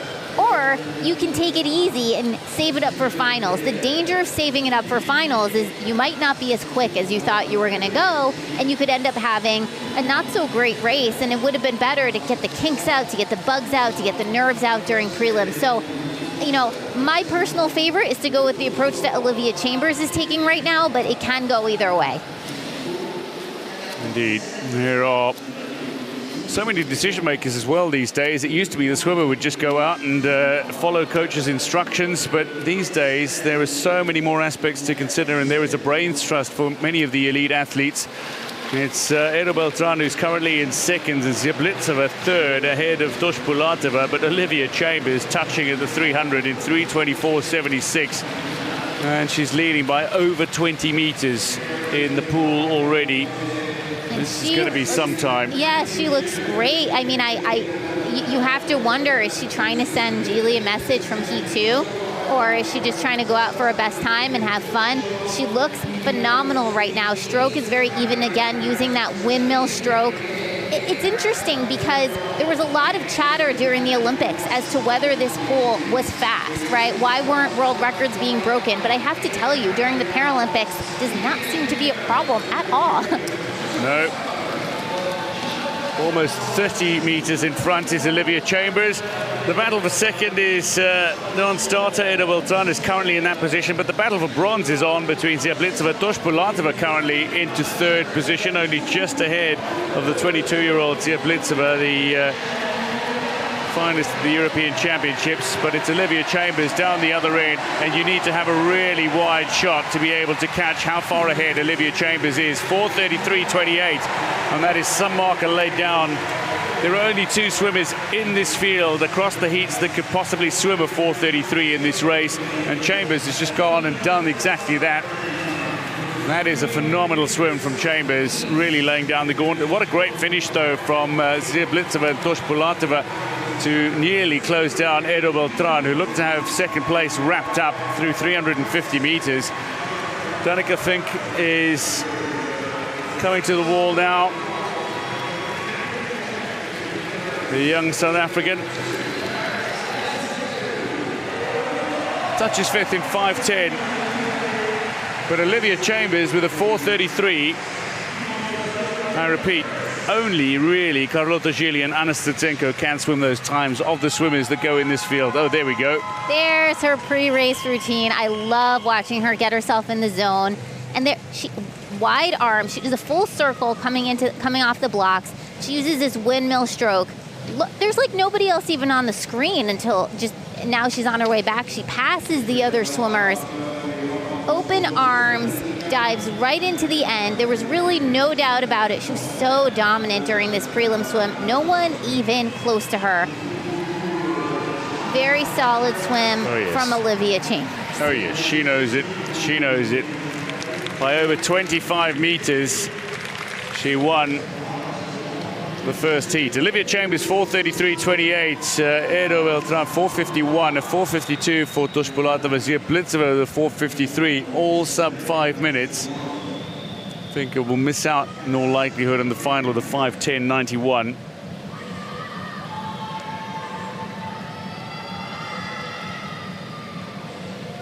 The second South African goes in the second heat in Alani Ferreira, one of the two S12 swimmers in this race. The 26-year-old goes in 2. Emma Filio goes for Spain in 3. Carlotta Gili for Italy in 4. Anna Stetsenko, the other S12 swimmer from Ukraine, goes in 5. And Johanna Dörler of Germany, just 14 years old. She's really, really impressed. And she's improved her time by over 30 seconds in the last year alone, has Dörler. And that, I suppose, happens when you are 13, 14 years old. You can make those massive improvements in your time. But Carlotta Gili, the silver medalist from Tokyo, and Stetsenko, the gold medalist in Tokyo and the Rio silver medalist, go side by side. Good start from Feliu. Fourth at the European Championships for the Spaniard, but again, this is 8 lengths of the pool in this 400-meter freestyle S13. So find your rhythm, find your tempo early on, and then make adjustments during the race if you need to. But it's about posting one of the 8 fastest times ultimately and qualifying for the final. Carlotta Gili looks really comfortable in the opening 50 meters and is almost a body length in front of Anna Stetsenko by the time she hits the wall at 50. Right, and Carlotta Gili was the silver medalist in Tokyo, but we know that she's swimming well in Paris, right? She already asserted her dominance, won that gold medal in the 100-meter butterfly, arguably her best event, but now she's on to the 400, looking dominant right now over Stetsenko, but watch the second half for Stetsenko. She was so powerful in Tokyo. You wonder if she's going to have something special here. Here are the swimmers right now approaching the end of the first 100. There's 4 100s, 8 lengths of the pool. Another thing you can see here is that this is a mix of S12s and S13s. That's because there's not enough swimmers from the S12s to give them their own heat, so they're combined, they're swimming with the S13s. As a result, some of the swimmers are using tappers and some of them aren't, and the tappers tell the swimmer when they're approaching the end of the length. Leading the way, Carlotta Gili ahead of Anna Stetsenko, an S12 swimmer. Alani Ferreira is currently 3rd, the South African, also an S12 swimmer, so with more severe visual impairment than the S13 swimmers around them. But it is Gili who's leading the way. That 100 fly gold you spoke about, 100 back bronze in Paris as well. The reigning world and European champion is leading from Stetsenko, the Tokyo gold medalist and 2022 world champion. She won silver behind Gili, though, at the European Championships just a few months ago when they swam side by side, separated by about 3 seconds. And they're separated by about 1.5 seconds at the moment in the pool. Ferreira currently 3rd, aiming for her first Paralympic Games final. She's somebody who's more of a breaststroke specialist, but she's been working on her 400s, and somebody who is inspired by the great Nathalie du Toit, who is one of the all-time great distance freestylers, swimming at both the Paralympic and the Olympic Games. Nathalie du Toit. And Ferreira will touch 3rd. Feliu just behind her. And Dörler of Germany is currently 5th. But Gili controlling her own race. She is, but Stetsenko cannot let Gili get out too far ahead of her, because Gili, you know she can come back. She's got closing speed. She's such a dominant, she's really a very strong all-around swimmer. You know, we talked about 100 fly being her best event, but it's not like she's bad in the other events. I mean, she did win a silver medal in this event in Tokyo. And look at her go. You also have to be wondering a little bit, are these swimmers concerned about someone like Olivia Chambers, who threw down a 4:33.2 during Heat 1? Or do they know about that time? What are they thinking? You know, all of them are trying to qualify for finals. They don't want to go too hard, don't want to go too easy, but they've all kind of got the other swims on their mind. Well, putting down a 4:33 is something special that we saw from Chambers. The two swimmers out in front are the only other two swimmers in the field that can go those times and have gone those times. Gili 4:31 already this year, and Steczenko 4:34. But Gili controlling matters at the start as they come into the final 100 now. Eleni Ferreira still in third, and Feliu is in fourth. But it's Gili ahead of Steczenko. And Gili is part of that Italian team who is doing so well at these games already. Oh, yes. I mean, how many medals have they won? They are 11 medals through 2 days of competition. They are leading the way. They really are. And watch, here comes Steczenko, the back 100. This is where she likes to make her move and just come out of nowhere. So Gili, and a great turn again. Steczenko, might she challenge in the heats, or will she settle for second in the heats? You know, in the final she's going to be wanting to challenge. Steczenko will not want to relinquish her title as Paralympic Games champion in the 400-meter freestyle S13, having won it last time out. But they have had some intriguing battles over the years, including in Tokyo, as well as at the European Championships earlier this year. It was Steczenko in Tokyo. It was Gili in Funchal. And she is coming back right now. Just look at her. Gili's got this under control. She touches first, glides to the wall. Gili ahead of Steczenko, 4:43. The battle on between Feliu and Ferreira to post the third quickest time in the pool here. And Feliu is just flying past Ferreira in the closing stages. And it'll be a decent time, 4:57 and 4:58 for Feliu and Ferreira. Coming to the wall now is Döhler of Germany, the 14-year-old. And she touches in 5:10.84, well outside her best. But Carlotta Gili, a fine win. She'll swim in lane 5 alongside Olivia Chambers for the final. There's Carlotta Gili in that classic pink suit with the blue cap. I'm so used to seeing her in the pink suit that when she wears black, I almost didn't recognize her for a minute. And here she is. She goes out fast. She took an early lead. And there was a little bit of a late surge from Steczenko, but not enough to catch the great Carlotta Gili. And she went 4:43.84, a little over 10 seconds slower than the 4:33 that Chambers threw down during Heat 1. So Chambers really went for it during prelims, and Carlotta Gili and Steczenko have some work to do tonight if they are going to catch someone like Olivia Chambers. Gili takes Heat 2 ahead of Steczenko, ahead of Feliu. Ferreira fourth. She'll sneak into the final and will qualify for her first Paralympic Games final. Eleni Ferreira going sub 5 minutes. 4:58.06 her time. Olivia Chambers, Carlotta Gili, Anna Steczenko. That is going to be some battle for the gold because they're all capable of going 4:30 low. Women's 400-meter freestyle S13 final. Will feature 8 competitors, 3 of whom will be looking for gold. Men's 50-meter backstroke S2 heats. 2 heats to come. Zhou Liangkang, the world record holder, 47.17. That's it. On his way to victory in Rio in 2016.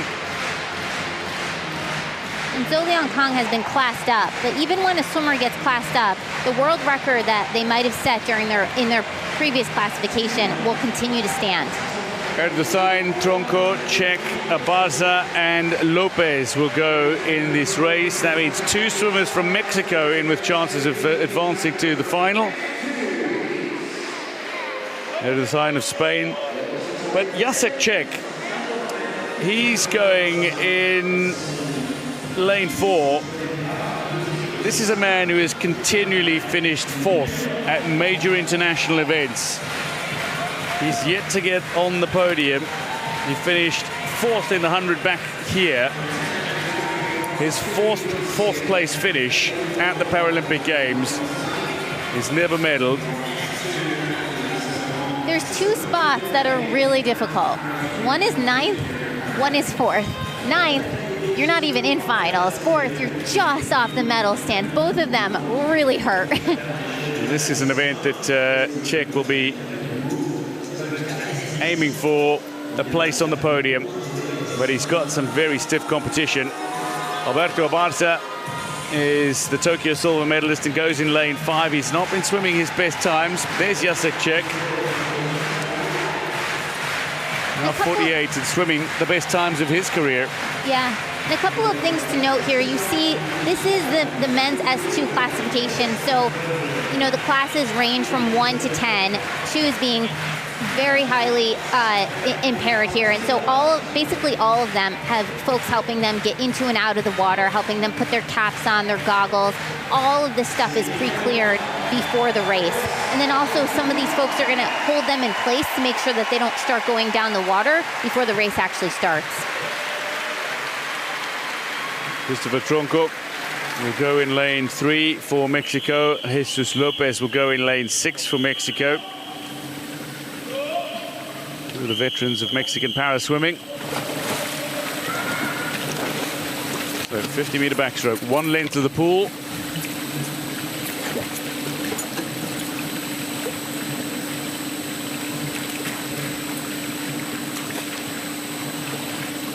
Swimmers in the S2 classification with assistance at the start.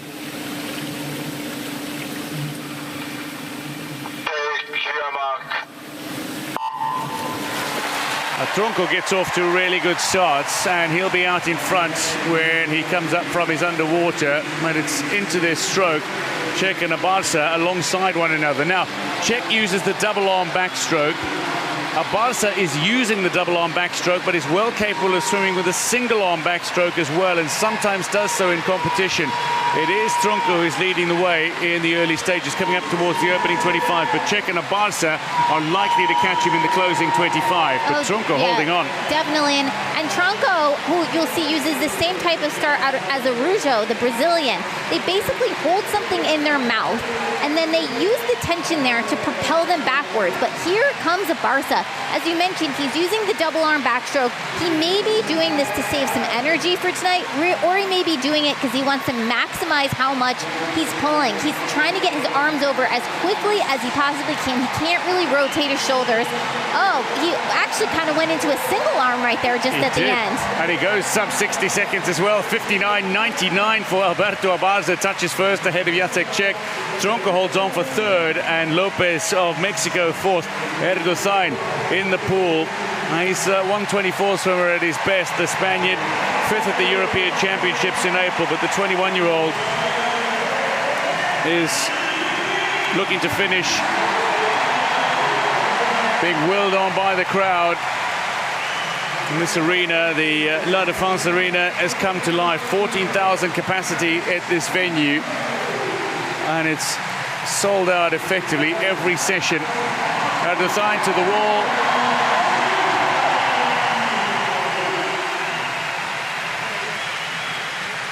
Outside his best time, but a very good swim from Abarza, going sub 60 seconds again. Alberto Abarza, the silver medalist in Tokyo, he turns 40 in December.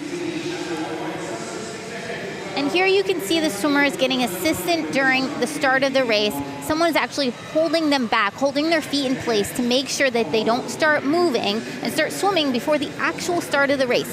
Here's Abarza with the double arm backstroke, but then flips into the single arm backstroke just at the end to make sure he hits the wall properly. And he comes in with a 59.99 to win the first heat of this 50-meter backstroke for the S2s. So Abarza ahead of Čech, ahead of Tronco, with Lopez fourth, a 1:10.51. He'll be looking at the clock to see if he makes it into the final. Watching the times in the second heat. In the second heat, the start list for the men's 50 backstroke S2, Konrad Hildebrand of Sweden, Bondarenko of Ukraine, Gabriel Zinho goes in four, the reigning champion, gold medalist in Tokyo, Vladimir Danilenko, the bronze medalist in Tokyo, alongside him in five, and Rodrigo Santillan, the teenager from Lima in Peru, goes in lane 6, aiming for another final. But Gabriel dos Santos Araujo, the 22-year-old, already the backstroke gold champion over 100 meters in Paris, two-time and reigning world champion, Pan American Games champion. Said he's aiming for 3 golds in Paris, but he's in 5 events. Araujo, the kind of swimmer you don't bet against. That noise is for Araujo. Yeah. He's a crowd favorite. He's a showman. There's Danilenko, the bronze medalist in Tokyo. Silver in the 100 back here as well. Beating Abarza. There's Hildebrand. Fourth at the European Championships. He's also represented Sweden at wheelchair rugby over the years. He actually played at the World Championships a couple of years ago, did Hildebrand. Rodrigo Santillan is in the pool closest on your screen. The man who's also competed in boccia for Peru. Watch Gabriel Zinho at the start. Araujo going in lane 4.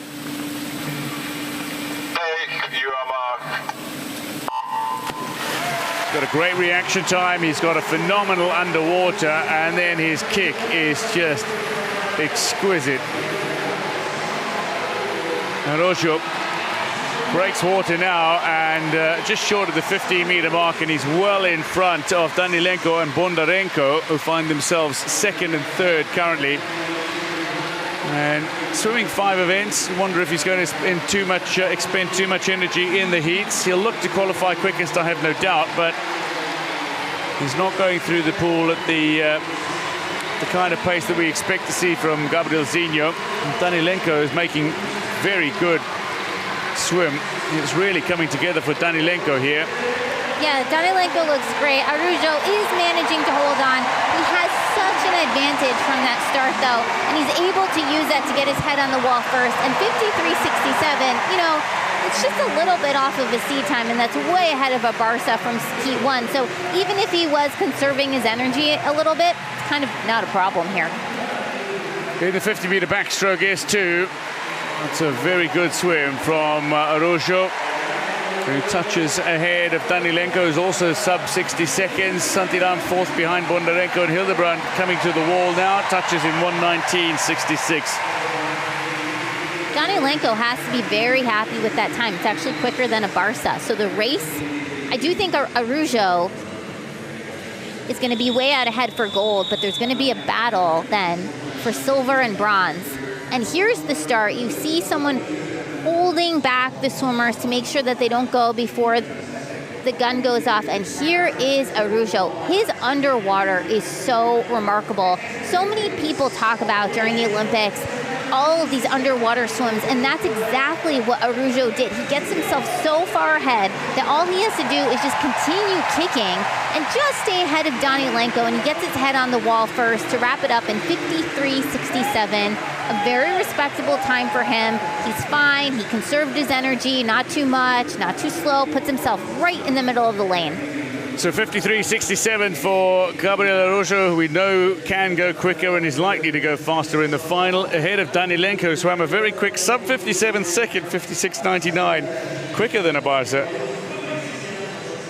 Advancing to the final, the battle will be on between Danilenko and Abarza for the silver, you suspect. Araujo is heavy favorite for the gold, and Jacek Czech wants a place on the podium. This might be his race. And I'm watching Araujo get out of the pool. He's not putting on quite the show that we're going to see from him if he wins gold tonight. The heats of the women's 50-meter backstroke S2. The world record holder Yip Bin Shu of Singapore will go in the second heat.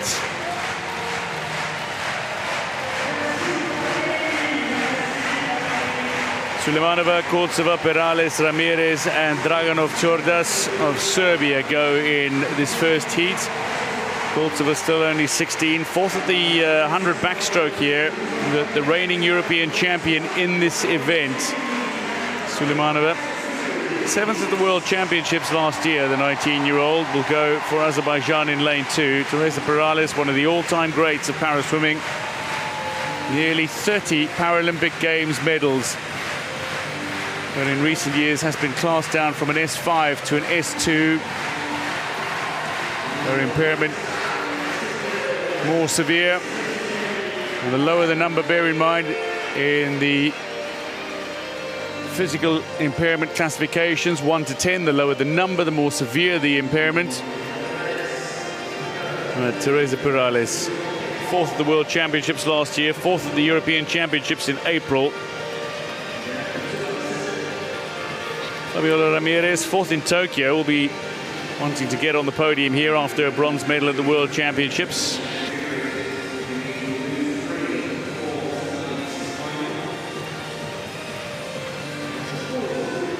There's Serbia's Katarina Draganov-Tjordas, the 28-year-old. Fifth at the World Championships last year in Manchester.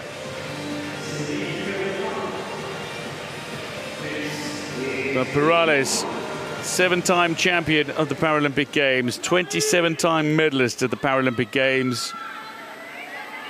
She's an elite swimmer, she's a coach, she's a motivational speaker, and she's an inspiration to so many para swimmers.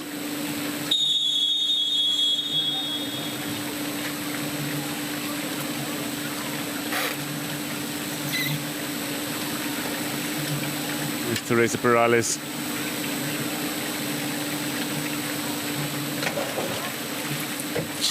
To win one Paralympic Games medal is extraordinary. To win 27 in your career puts you into the pantheon of greats.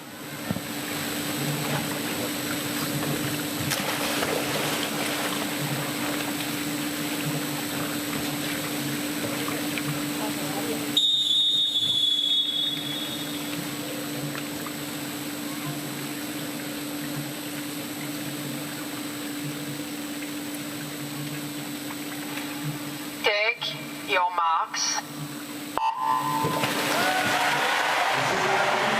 Perales gets away really well, but it'll be the underwater of Fabiola Ramirez to watch.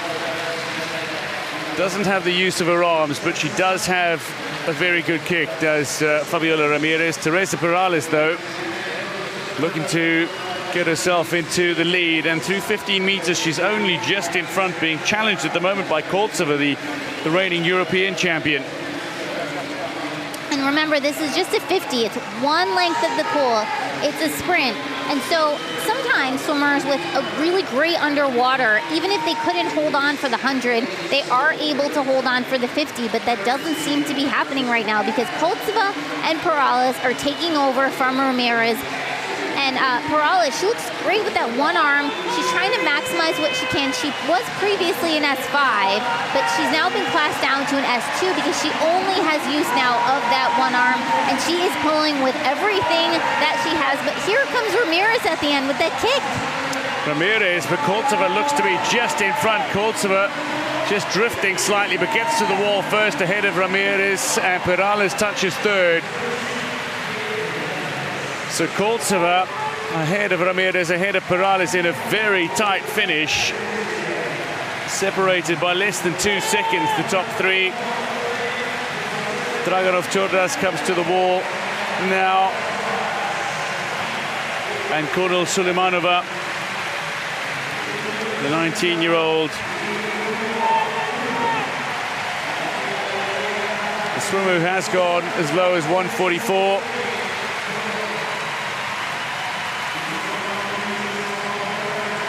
Gets to the wall in 152. But a 1:11.11 from Koltsova ahead of Ramirez. Perales third.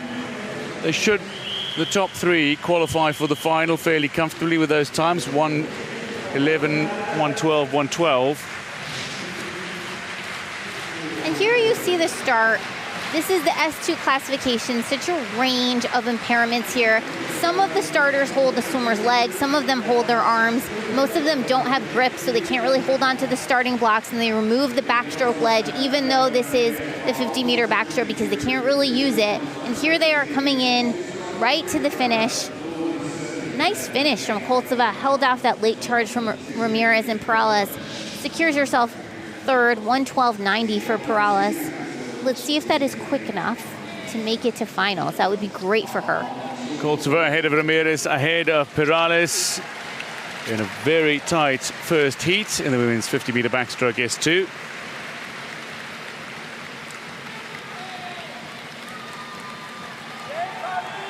And while the first heat is a race that saw the top three swimmers separated by very little, You might not expect that in the second heat, as Yip Bin-Shu, the world record holder, the champion in Rio, the champion in Tokyo, the three-time and reigning world champion, goes in lane 4. And Elif Ildem, the great S1 swimmer, goes in lane 2. Hadia Seves goes in 3. Yip in 4. Procida goes in 5 for Italy. Hungary's Adami Rosa goes in 6. And Areti Spiridou of Greece at 12, the youngest swimmer in Paris, goes in lane 7. You know, we talk about Yip Bin-Shu, but Procida from Italy almost took down Yip Bin-Shu during the 100-meter backstroke on day 1 of the competition. And Hadia Seves is having a great meet as well. Yes. So, you know, Yip Bin-Shu may not win by the margins that we're used to seeing her win. Hadia Seves with the 100 back silver behind Yip. A challenge to Angela Procida indeed is somebody who's been very close to Yip at the last 3 World Championships. Finishing with silver medals. Aiming for the 50 and 100-meter backstroke double again is Yip. And this is the heats. Away in the 50-meter backstroke S2 in the second heat. It is Aceves of Mexico who gets off to a blistering start. 7th in Tokyo. And she's quickly out in front after a little underwater and then into the kick. She's got a powerful kick which drives her through the water. For Yip Bin-Shu, it's a very high stroke rate. Uses the single arm backstroke.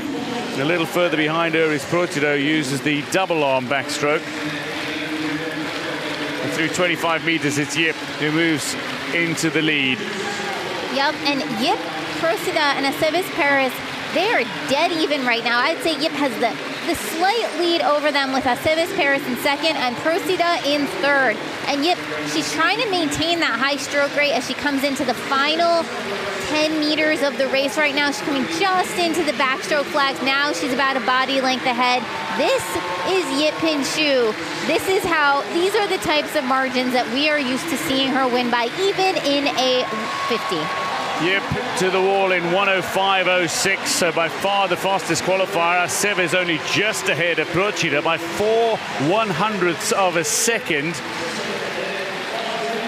And that is a fantastic swim from Aceves to outtouch Procida the way that she did.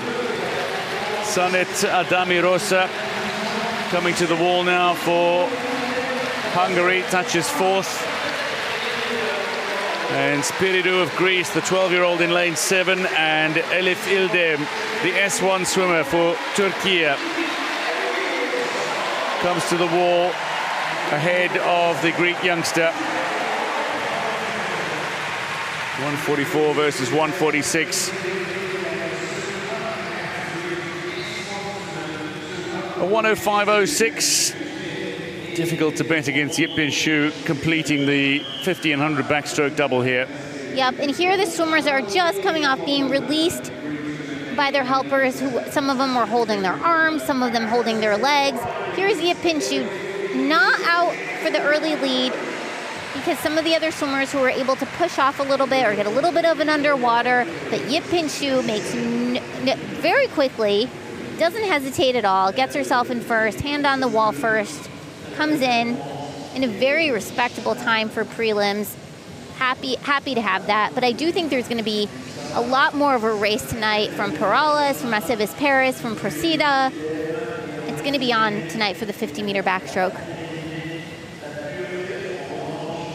Confirming the results in the second heat of the women's 50-meter backstroke is Yip Bin-Shu ahead of Heidi Aceves and Angela Procida.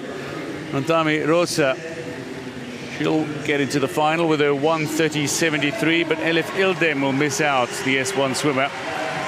Advancing to the final, quickest qualifier, the Singaporean world champion and defending champion ahead of Aceves and Procida. 2 Mexicans in the finals. Fabiola Ramirez is also in the top 5. Koltsova, who won the first heat, 4th fastest. Perales is in the final as well.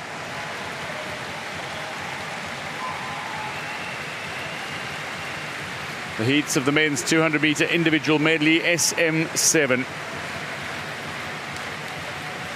This is certainly a race to look forward to come final time, but the heat should be pretty entertaining as well. Andrei Trissov, the world record holder, 2:28.19. He'll go in the second heat. Going in the first heat, though, is the exciting Carlos Serrano, the Colombian, who will go in lane 4. Either side of him, Evan Austin of USA, and South Africa's Christian Sadi. Josianil Hernandez goes for Cuba in 2, and Igor Efrosinin, neutral Paralympic athlete, goes in lane 6. But Austin was 5th in Tokyo. Serrano took bronze in Tokyo. Sadi was 6th in Tokyo. But all harbour ambitions of being on the podium at Paris in this event. 200 IM.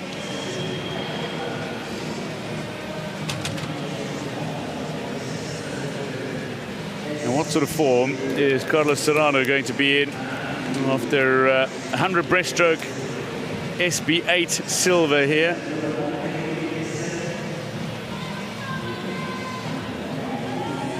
Eight-time medalist at the Paralympic Games. Evan Austin picked up 2 medals in Tokyo, in the 50 fly and in the 400 free, the bronze. But 5th in this event.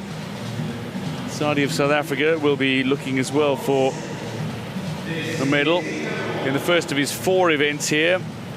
Silver medalist previously at the World Championships and 2nd at the European Champs as part of his preparation for Paris 2024. It's Austin. Sadi of South Africa.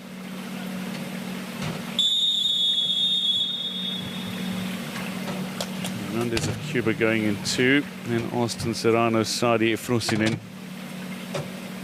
through to lane 6. Oh, it's a great start from the Colombian, the 26-year-old, just exploding off the blocks. But the underwater of Sadi is so very impressive. And indeed, Sadi comes up in front as he breaks water. He's in front of Evan Austin, who might look to catch him here. And Evan Austin might just be edging in front. These 3 go in the fly leg. They'll then go into backstroke and then breaststroke and then finish with a front crawl. Exactly. This is what I love about the 200 IM. It's 4 lengths of the pool, fly back, breast free. And on any given leg, anybody can get out of front. So Evan Austin, the clear favorite in the butterfly, so he's out ahead of Serrano. But Serrano's going to try and make up some time, really in the breaststroke. That's where we're going to see him. So Evan Austin still there. Sadie actually just ahead of Austin right now. He's going to try and hang on as Austin tries to battle him back during the second half of the backstroke now. Yeah, very much a backstroker is Christian Sadi, and he'll be looking to take the lead through the opening 100 meters. The breaststroke is really where Serrano will come into his own and is likely to get himself into a position where he could challenge for the win in this heat and maybe even in the final as well. And it is Sadi who touches ahead of Austin. Serrano does the back to breaststroke turn, but here comes Serrano. Look at this underwater pull. He's just breaking the surface now. He's several body lengths behind Sadi and Austin, but he is such a good breaststroker, and breaststroke is what makes all the difference in the 200 IM. Evan Austin, you see, still out ahead, not breathing every stroke, but he's going to start to tighten up towards the end. And Sadi, he's gliding a really long time. Serrano desperately trying to make up some time now, but these 2 others are way out ahead, and he still has a lot of work to do, but he's coming. He's coming, and Sadi is holding that advantage that he held through the backstroke leg. And will look to hold it in the freestyle leg. He turns at the 150-meter mark in front of Austin by nearly 2 seconds. Serrano will come to the wall 3rd. He's a little way back now, is Serrano, but into the freestyle leg, and it is Sadi who is leading the way from Evan Austin. 25 meters to go in the pool. Serrano's just easing, it seems, in the freestyle leg.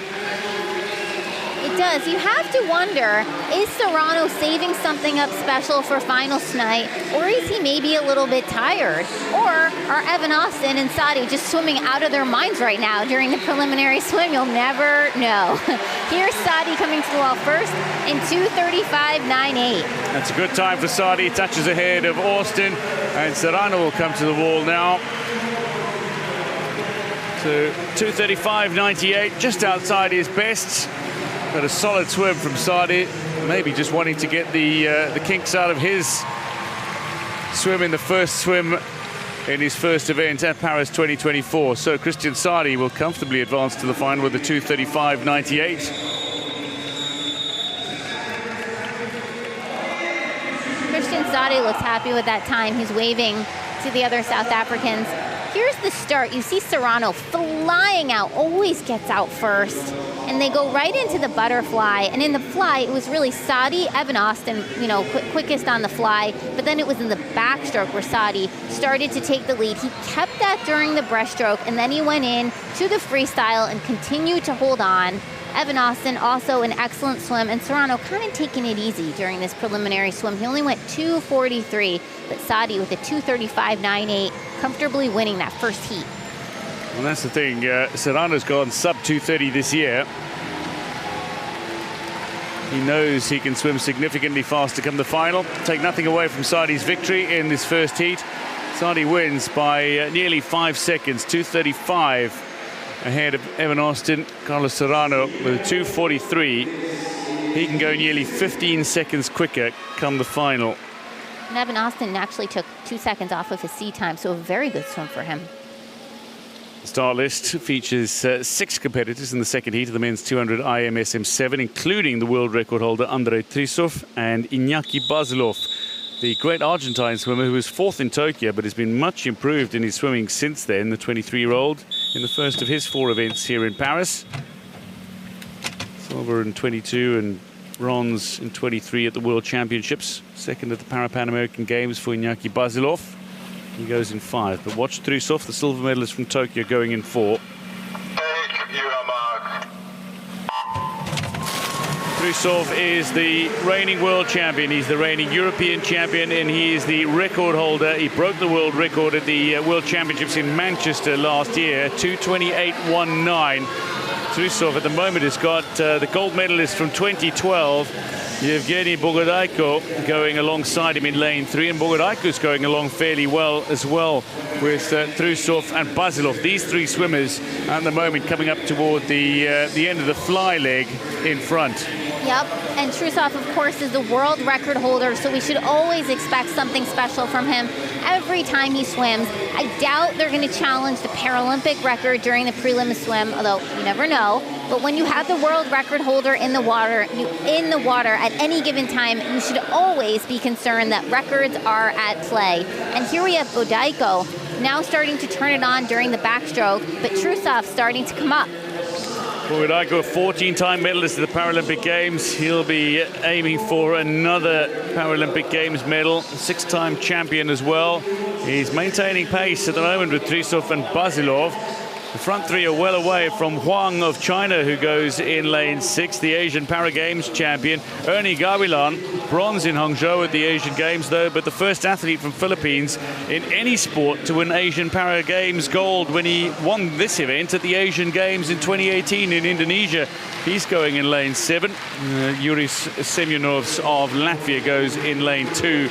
But it's Trusov who's needing to chase now because Bogodaiko in the breaststroke is pulling away from both he and Basilov. And Bogodaiko is such a beautiful breaststroker. Despite the impairment, look at how balanced he is in the water. He maximizes the use of his left arm, and he has a little bit of a kick, and he's able to propel himself forward every single stroke, extending that lead over Trusov. But here comes Trusov, final leg of the 200 IM as they go into the freestyle. Trusov, again, the world record holder. He saw Bogodaiko right there. He gave a little peek. Now he's coming up, trying to battle back on that freestyle. He's got such a great pull in the freestyle as Trusov, and this is where he really closes so incredibly fast on all comers, really. Andrei Trusov is pulling up alongside Bogodaiko now, and the silver medalist from Tokyo is going to claim this victory in the heat. Bogodaiko being caught by Basilov as well. Might just slide back into 3rd, but it is going to be the world record holder who touches in 2:35 and will swim in the center lane for the final. Basilov 2nd and Bogodaiko 3rd. Not quite a Ukraine 1-2, but very close. Fine swim from Basilov to break up the domination of the Ukraine swimmers. Huang 4th, Semyonovs 5th, and Gavilan of Philippines The 33-year-old finds himself 6th in this heat.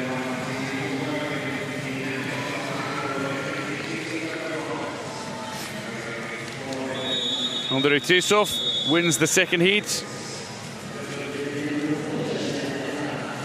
He does, but his time of 2:35.80, very close to Sadi's that was posted during that first heat. It's going to be on.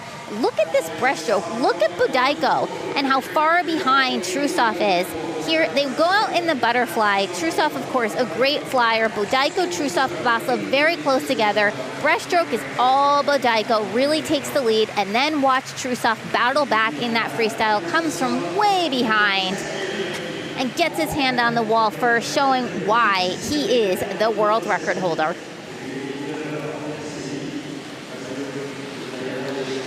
And the difference is Sadi swam about his best in the heats to swim at 2:35. Trusov swam well off his best to swim at 2:35.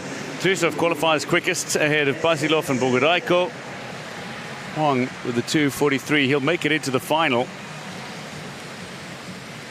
Yeah, but you never know. When you're in front of a crowd like this with Sadi, he could drop another 10 seconds. You never know. If you got a lane, you got a chance. Sadi qualifies second quickest, not too far off world record holder Andrei Trusov. Iñaki Vasilov is in the final as well. He'll have a good lane draw. He'll swim in 3. Boudicco among the qualifiers as well. Serrano up for a challenge if the Colombian is to medal in this event. The heats of the women's 200-meter individual medley SM7, 2 heats. The world record holder will go in the first heat. Mallory Wegerman, champion in Tokyo, world record holder, 35-year-old, 5-time Paralympic Games medalist. Bronze at the Pan American Games, but it was in her first event back since giving birth to her daughter Charlotte. So Wegerman goes in 4 alongside Julia Gaffney, the 24-year-old, who's a backstroke and freestyle medalist at the Paralympic Games already, twice world champion. Erna Winifred is just 13 years old, and she won gold at the European Championships. Ever improving is the great British swimmer. Sares Rodriguez is 17, the Pan American Games silver medalist from Santiago, goes in 6. Alejandra Aybar goes for Dominican Republic in lane 7, and Naomi Somiera in lane 2. There's Wegerman, world record holder, defending champion. There's Naomi Somiera. There's Aybar, trailblazer in her country.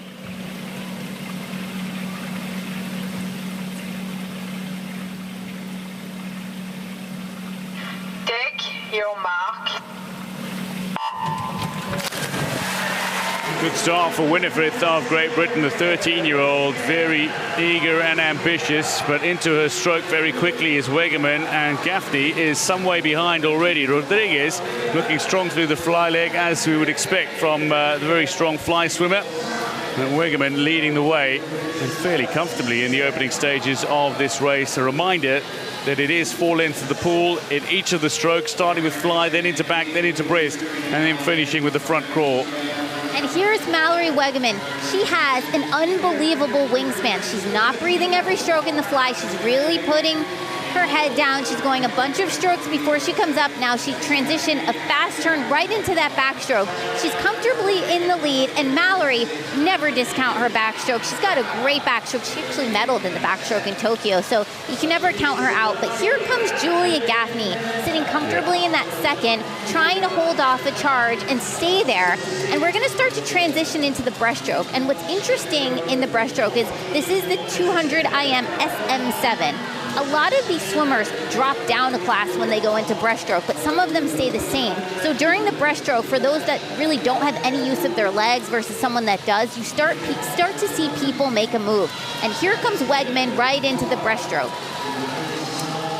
Now she's into breaststroke. Wegerman again, it's almost like a skull that you see. Her hands are out in front. She's not breathing every stroke. And the reason she does this is to increase her stroke rate. She doesn't really have any use of her legs. And watch behind her, here comes Julia Gaffney, also not breathing every stroke, but trying to catch up as best she can because Mallory's legs are just dragging behind her as she has to use her arms completely in the water to go forward. Julia Gaffney has a lovely pull, looking to engage the lats, pull a lot of water in the breaststroke leg. But it's Sarita Rodriguez who's currently in third position. But this is where Winifred comes into her own as well, and is just going past Somiera of Mexico at the moment, and maybe into third position. So Winifred will be looking for a time quick enough to see her into the final at just 13. But it's Wegerman who's leading the way. The world record holder is showing some accomplished strokes already through the fly, then backstroke, then into the breaststroke and into the front crawl. She's well ahead of Gaffney. And Mallory Wegerman well in control of this race as she comes to the 25-meter mark. Gaffney with plenty to make up is well behind, but Winifred swimming very nicely, looking to come home in third ahead of Somiera, with Rodriguez fading for Colombia and Ibarra a little further behind for Dominican Republic. It's Wegerman, the Tokyo gold medalist, who puts down a 2:57.40 in the heats. That's a good solid swim, going sub 3 minutes. And you know that Tess Ratliff and Morgan Stickney are watching this with great interest. A 2:57.40. Ibar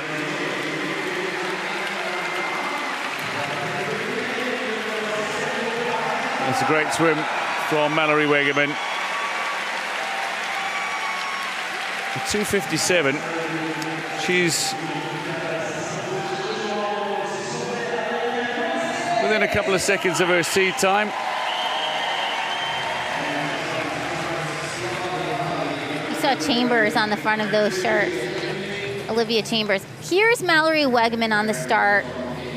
She pushes forward, gets herself off, using totally her arms, such a perfect streamline coming into the butterfly. Mal's such a good butterflyer. And you see Julia Gaffney right there, really staying up there as best she can, trying to hold off the other swimmers in her heat. And here's the breaststroke for Mallory. What's most difficult about this is making sure that her head continues to break the surface. That is so hard when you're not kicking. And here comes the freestyle. She just continues to dominate every single stroke of the 200 IM to get her hand on the wall. First with the 2:57. She's likely waving to her new daughter, Charlotte.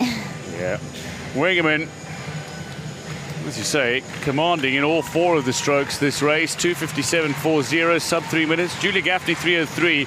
Winifred with 3:10 touches third, and Naomi Somiera 3:11. Sarith Rodriguez will need to be watching the clock in the second heat. Second heat start list features two Canadians, American Morgan Stickney, Colombia's Sara Vargas, and Veronika Korzheva of Ukraine. The 16-year-old Ukrainian in lane 2, the 17-year-old Vargas in lane 6. Nishida An of Japan was meant to swim, but is a medical withdrawal from the race. There's Tess Ratliff, silver medalist in Rio in 2016 in the first of her 4 events, the world champion. Your marks. Well, not the best of starts for Danielle Doris, the 21-year-old, who's an excellent backstroker and fly specialist. But once she's into the water, she's looking really strong. Ratliff, though, will really come into her own in the breaststroke, you would imagine. She's an exceptional breaststroker. And Morgan Stickney is a little behind through the fly leg, but twice a Paralympic Games gold medalist, 3-time world champion in freestyle events. You know she's going to finish strong. And Sara Vargas looks good, matching Ratliff just about through the opening 50. Look at Danielle Doris's underwater, though. This is the SM7 classification. This is beautiful, her fly. She's a phenomenal flyer, and now she's right into the backstroke. What Danielle Doris does, if she wants to keep this lead up, she has to continue to maintain on every single stroke, which is so hard during the individual medley because everybody has some sort of weakness. And once we get into the breaststroke, you're going to see others start to creep up on her and start to try and challenge her for that lead. You mentioned Morgan Stickney has an excellent back half of the race, such a strong freestyle. You also have to watch the other Canadian in this test. She's also very good during the back half. Tess Ratliff will have a stronger back half, certainly, but Danielle Doris, who knows she's still got a 50 fly to come in Paris, with a dominant fly leg and then a really solid backstroke to see herself well in front and ahead of both Stickney and Ratliff. And Vargas still in the mix as well. Now breaststroke is where things might change significantly. Tess Ratliff will get away through the field and as close to the lead as possible coming into the final 50. And Ratliff is chewing up the water at the moment. She really is. She's got a much quicker stroke than Danielle Doris. Danielle Doris starting to lose some ground here. She's not breathing every stroke. And look at Ratliff go. She's continuing to churn through such a fast stroke rate. Every single stroke gaining more ground. And as they're going to turn into the freestyle, they're both really going to have to lean into it and battle on this final leg.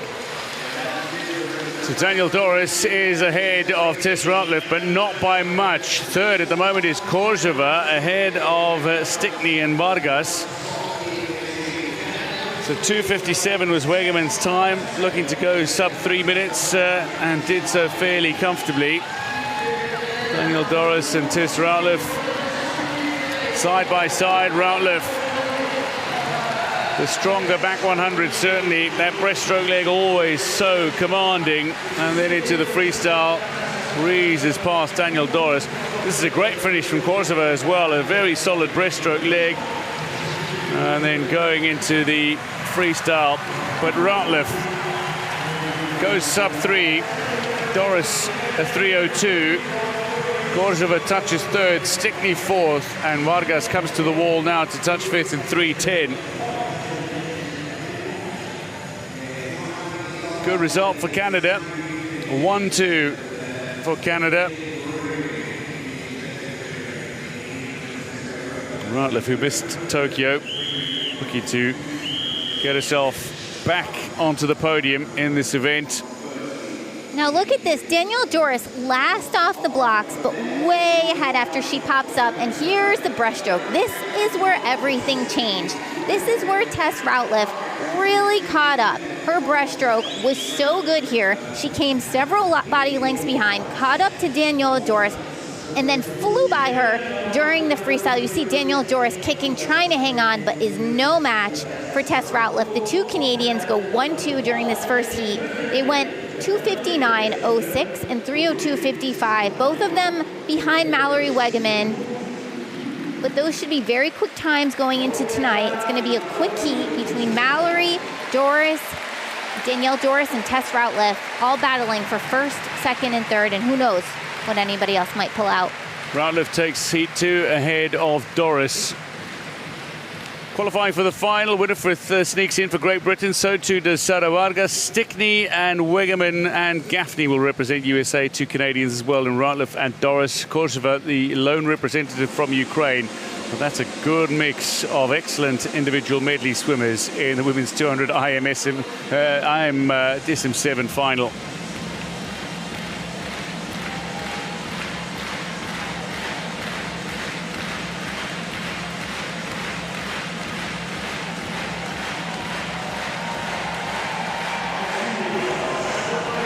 The heats of the men's 50-meter freestyle S11.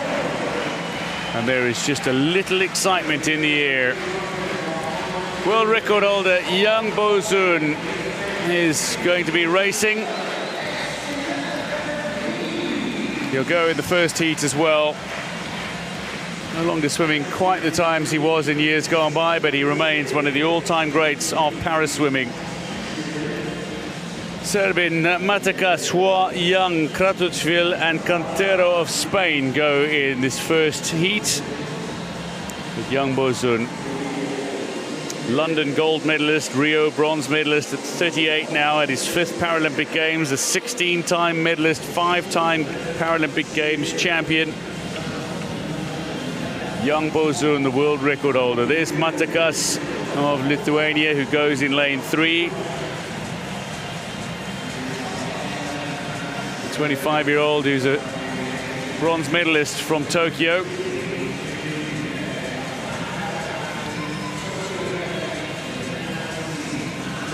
So this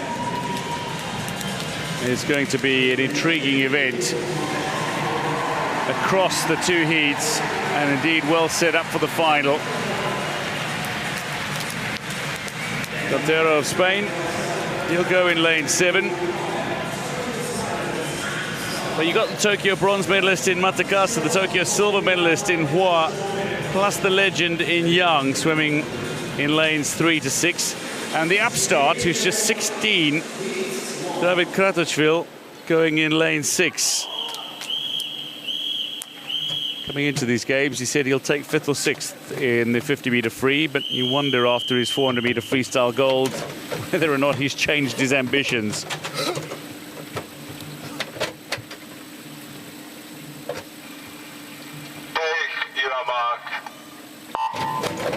This is the 50-meter freestyle S11, which means this is for swimmers with the most severe visual impairment. So the swimmers just zigzagging a little in the lane. Young Bozun into the lane rope on his right. But Bozun, Young Bozun, Hua Dongdong and Matakas in a line. But at the moment it's Kratochvil who looks to be leading the way. He goes into the lane rope on his left, but he's still holding on. It might just hit in front indeed. It's Kratochvil ahead of Hua. Young touches 3rd. Matakas 4th. Cantero touches 5th and Serbin 6th. What a win for Kratochvil.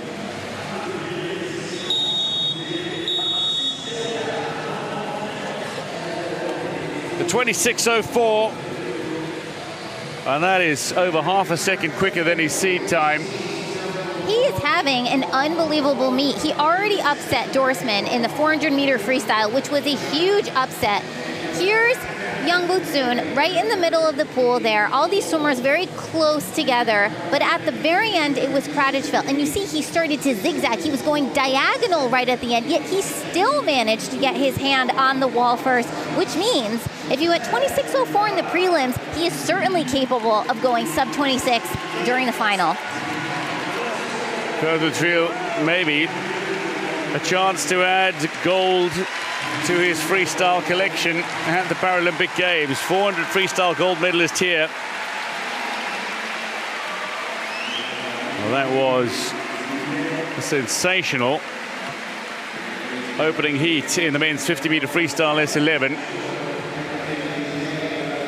There's always a slight delay in terms of official results and the classification S11 because officials need to check to see if the goggles are completely blackened out.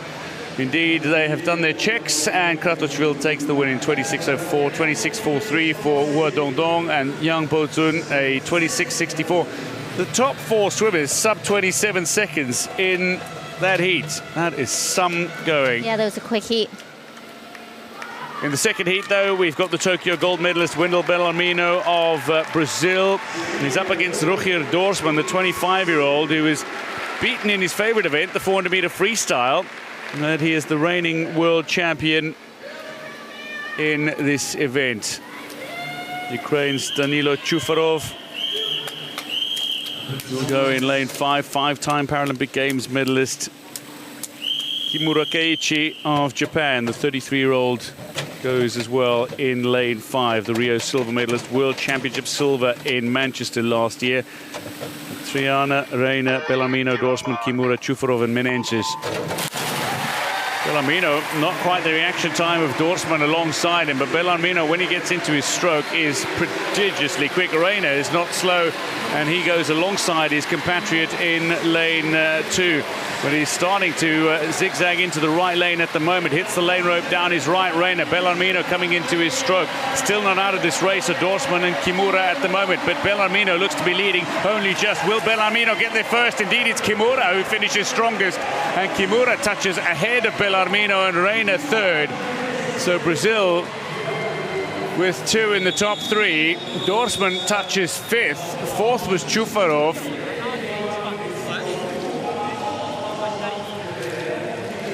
Very strong closing from Kimura.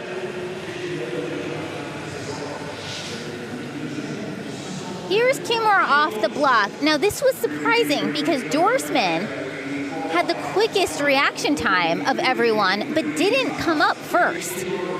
And these swimmers were so close. You see Kimura just gets his hand on the wall first. Dorsman's behind, but this was such a tightly packed preliminary swim with a 26:74.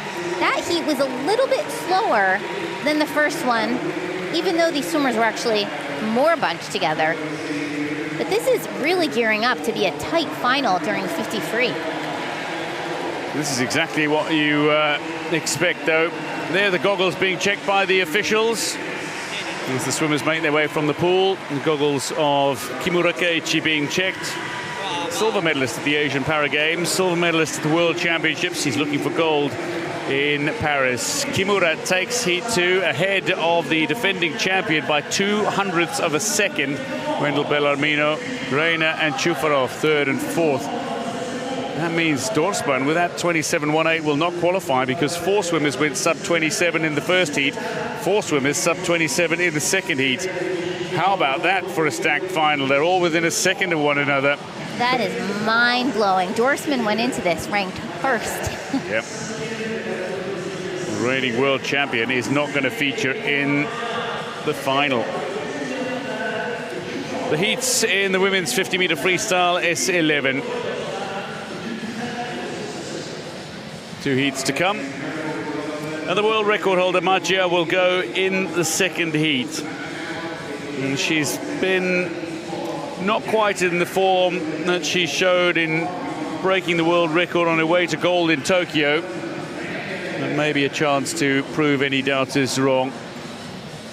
The first heat features Baez of Argentina, neutral Paralympic athlete Shevchenko, Zhang of China, Japan's Ishura, Bruinsma of Netherlands, Great Britain's Scarlett Humphrey, not to be confused with her twin sister Eliza, Marina Podobna of Ukraine, and Mexico's Alcazar going in 8. Now, Bruinsma was bronze medalist in Rio. She's very much a specialist in the 400-meter freestyle, but she's still quick. And there she is, raising her arms as she makes her entry onto the pool deck. Ishura Tomomi, 7th in Tokyo, but much improved. Somebody who picked up bronze at the Asian Para Games last year. Chang Chateau, though, silver in the 400-meter freestyle here, silver at the Asian Para Games as well. Has been swimming around the 30-second mark, but only really Ishura and Bruinsma sub 30 seconds with any consistency. Ukraine's Marina Podobna will go in lane 7. Here's Bruinsma.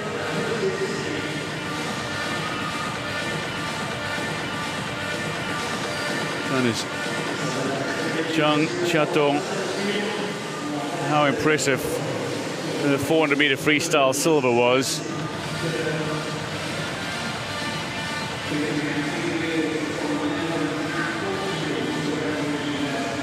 It's Scarlett Humphrey,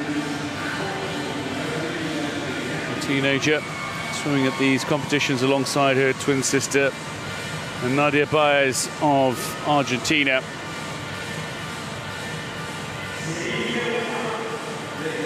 The 35-year-old Baez, former breaststroke Paralympic Games medalist, never in the 50 free. Ishura of Japan.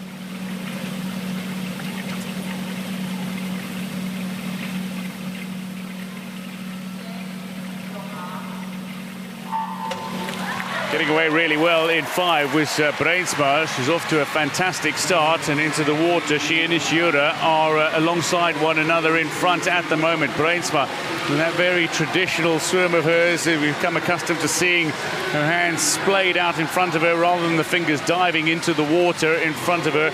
Going nicely as well is Podobna going in lane 7, but it's Bruinsma who looks to be leading the way. Podobna is close, but Bruinsma takes it only just from Podobna. Zhang touches 3rd, and 4th for Humphrey, 5th for Ishura. Great start from Bruinsma to set up that win. And she's taken it from Podobna by 0.3 of a second. Fingernails in the colours of the Dutch flag.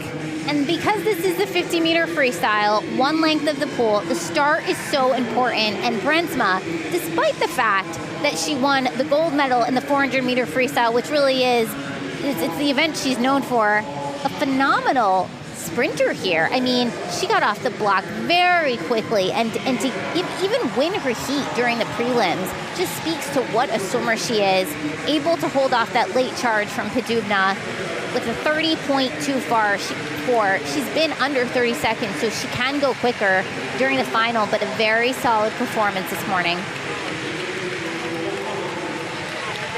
The officials checking the goggles of the competitors. This classification is 11 for the swimmers with the most severe visual impairment, but all swimmers are required to swim with blackened goggles, blacked out goggles, so that even those with the most limited vision cannot see anything when they are in the pool. So Bruinsma takes the first heat from Podubna ahead of Zhang. Scarlett Humphrey fourth, going sub 31 seconds as well. Shura may be a little nervous about whether or not she'll make the final, because the second heat features some genuine favorites for the gold medal alone.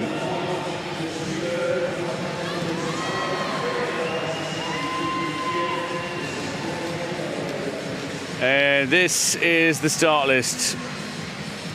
It features Li Guizhi, the Asian Paragames gold medalist, Ma Jia, the Tokyo gold medalist, Carolina Perendritu, three-time Paralympic Games champion, six-time medalist, the 38-year-old who intends to retire at the end, and indeed Anastasia Pagonis, the 20-year-old who finished outside the medals in arguably her best event, the 400 free.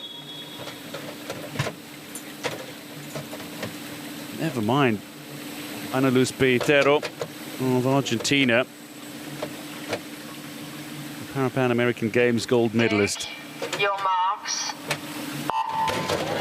Start is so important, and Ma Jia gets off to a really good start.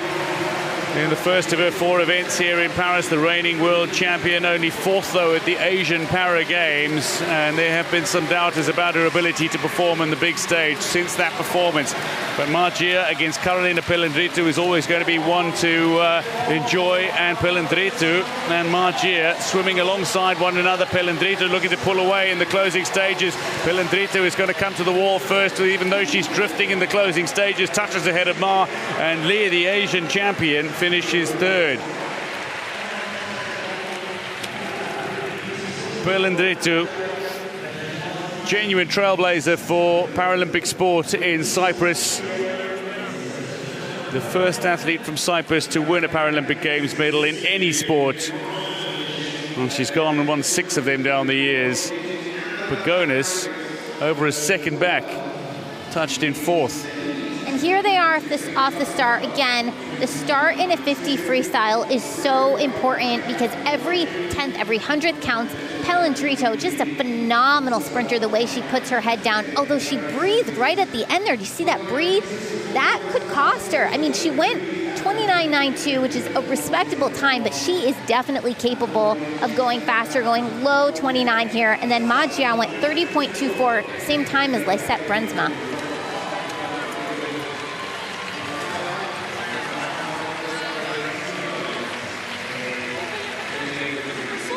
So the goggles just need to be inspected before the official results can be declared in the women's 50-meter freestyle S11, the second heat, which is the last of the events on the program for this session.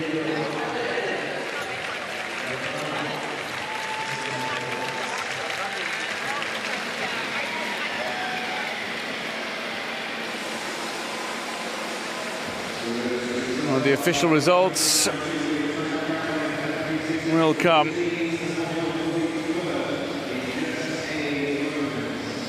Perendritu claims the second heat in 29.92, the only swimmer sub 30 seconds. Ma Jia matches Bruinsma's time from the first heat as she swims a 30.24, and Li Guizhi 30.68. That means Pagonis with 31.01 only just sneaks into the final as the 8th fastest swimmer. How about this for a final? Wow. Perendritu, Bruinsma, Ma, Podubna, Li, Zhang, Scarlett Humphrey, and Anastasia Pagonis. This is going to be tight.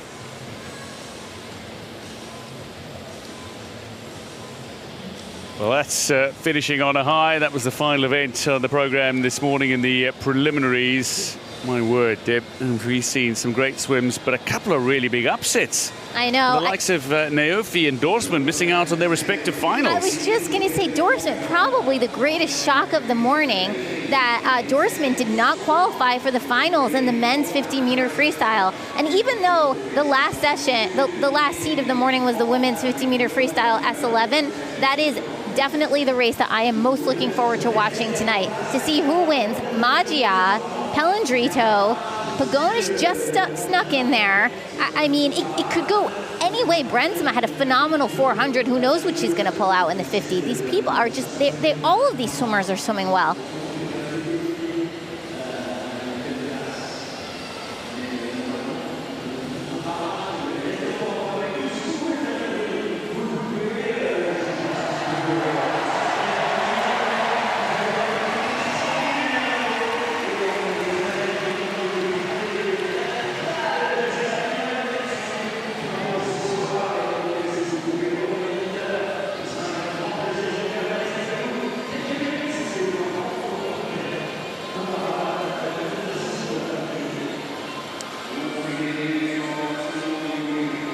So it seems there may be a swim-off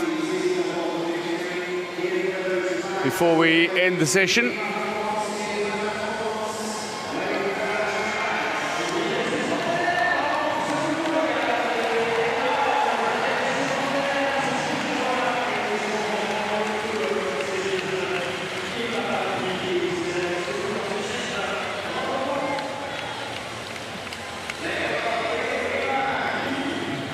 Waving the flag proudly. So many French fans that have made their way into the venue, and why not? There have been some superb swims from French swimmers throughout Paris 2024 in the pool already, and perhaps chief among them have been Alex Portal, who got to swim alongside his brother. How good was that for Alex Portal, swimming alongside Kilian in the men's 400-meter freestyle S13. Well, there's the South African rugby jersey behind the Spanish flag as well. We've got a handful of football jerseys as well in the crowds that have made their way to the venues to enjoy the action. But there's plenty of French flags, as you would imagine, at La Défense Arena in Nanterre.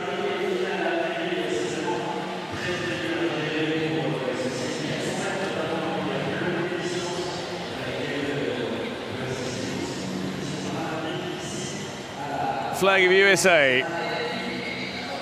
Maybe a few hopes for further medals for USA. Certainly Mallory Wegerman will be very confident of putting in another really good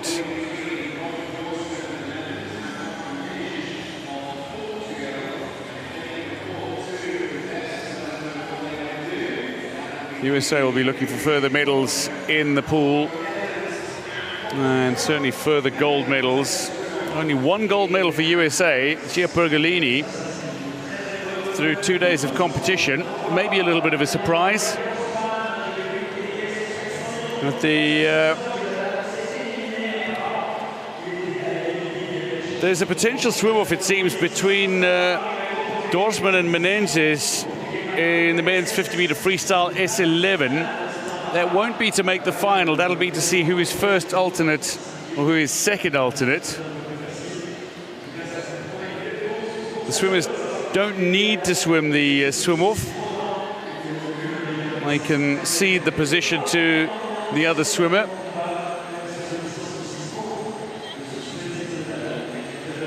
Perhaps there is a swim-off to come. Flag of Italy and Spain.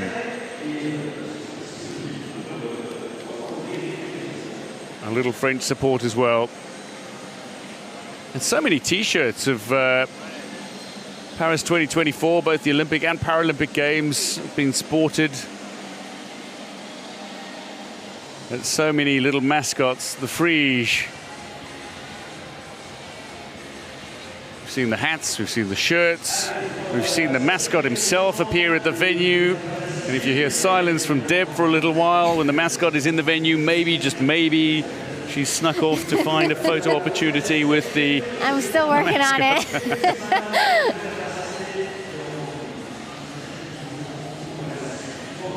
Flag of Dominican Republic as well.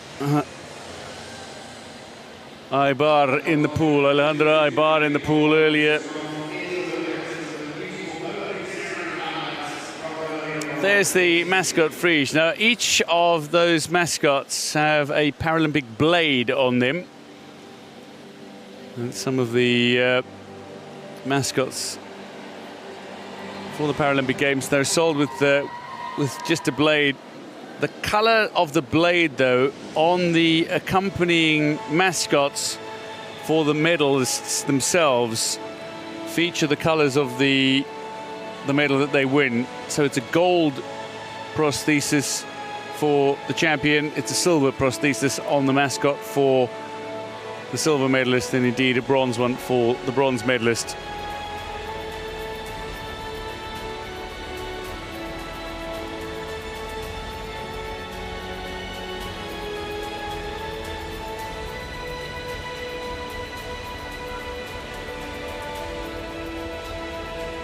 Well, many in the venue are still awaiting the potential swim-off in the 50-meter freestyle S11. So both Dorsman and Menezes swam 27.18 in their heat.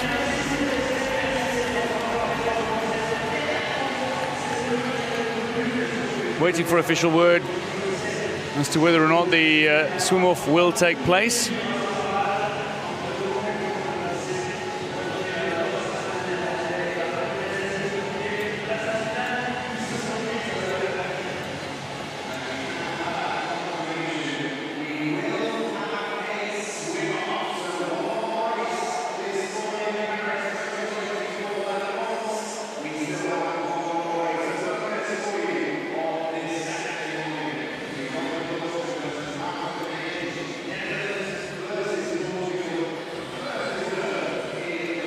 It's a glorious overview of the venue. We are going to see a swim-off between Roger Dorsman and Marco Menezes of Portugal. They both clocked 27.18. Neither has made the final, however. There were 8 swimmers across the heats who went sub 27 seconds. They both touched in 27.18 in the same heat. They are swimming off to see who will be the first reserve and who will be the second reserve for the final. In case there is a withdrawal, the first reserve will step into the final.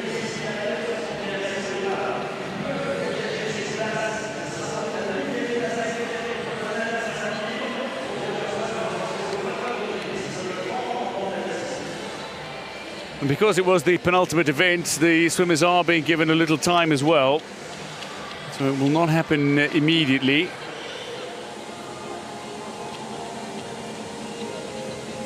But it will happen soon.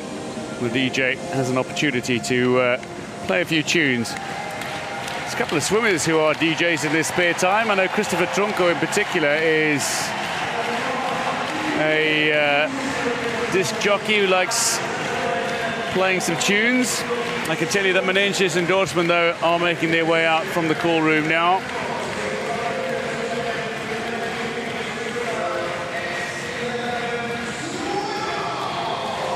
I think Tronco goes by DJ Chrismaster. I think that's his DJ name. So, the swim-off to come in the men's 50-meter freestyle S11. This is to see who is first reserve for the final. Now, the swim-off is quite simply this. Whoever wins is the first alternate. It doesn't matter what time they swim. It only matters who touches the wall first. So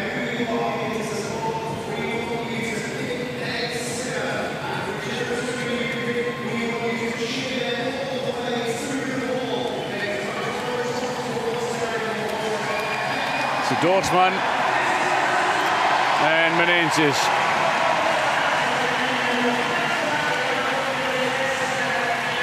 There's Dorsman of Netherlands in the black swim cap. In the white swim cap, Menezes.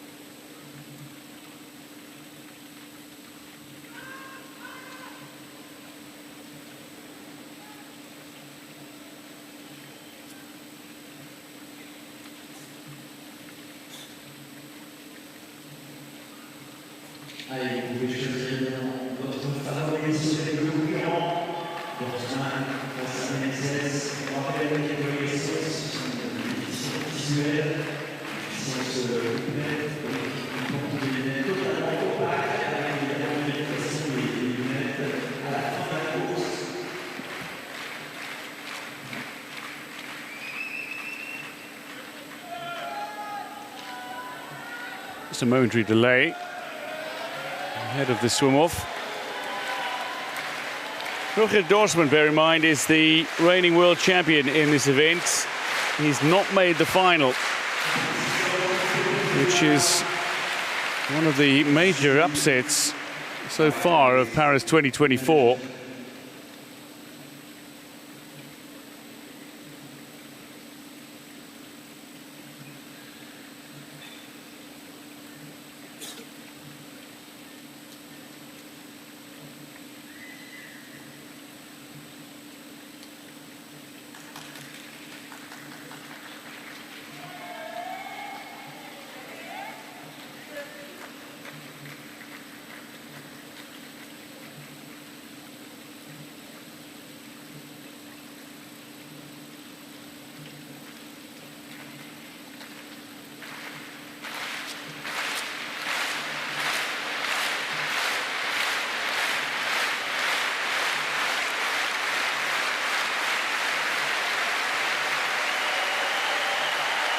The crowd waiting patiently for the start of this swim-off.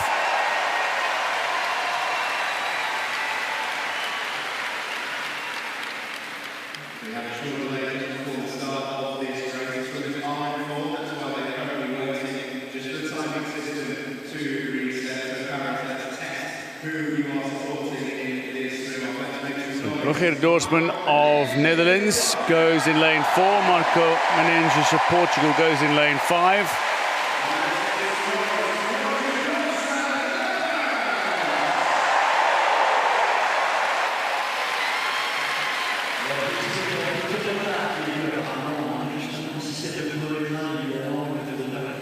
Seems to be somewhat of an issue with the timing system. This is the swim-off in the men's 50-meter freestyle S11. Usually you'll see swim-offs for places in the final. This is a swim-off to see who is first alternate for the final. Young Bozun, the world record holder in this event, he's already comfortably into the final.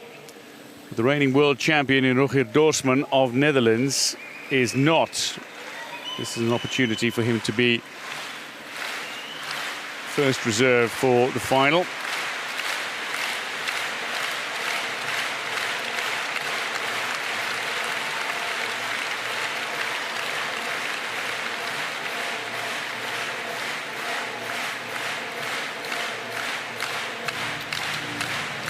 Dorsman is ready. The system is ready.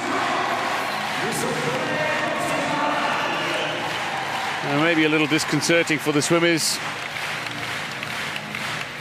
Certainly not have expected a swim-off, and then to be called for the swim-off, and then to wait after making their way out into the pool deck. But now the swim-off to take place in the men's 50-meter freestyle S11. Whoever touches first is the first reserve for the final. Dorsman of Netherlands in 4, Menezes of Portugal in 5.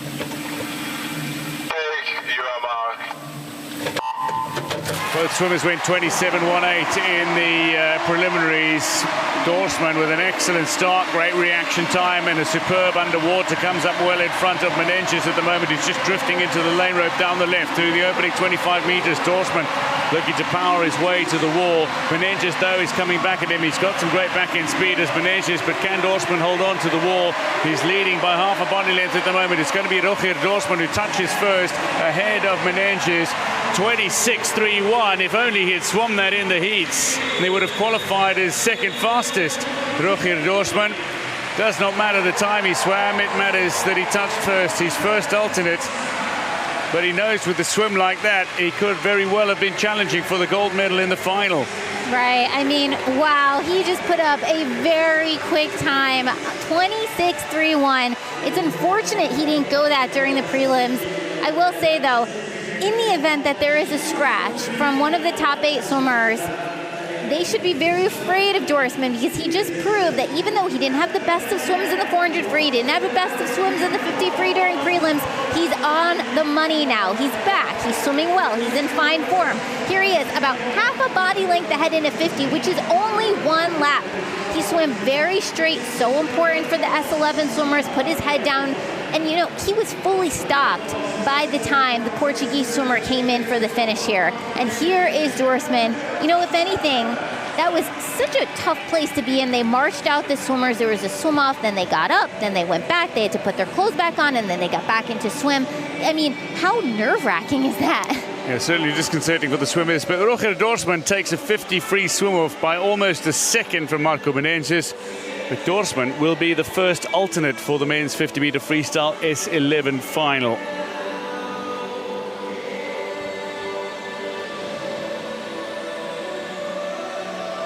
Well, that then concludes the session. It's been a brilliant session in so many respects. Surprisingly, that there were no records that fell, but...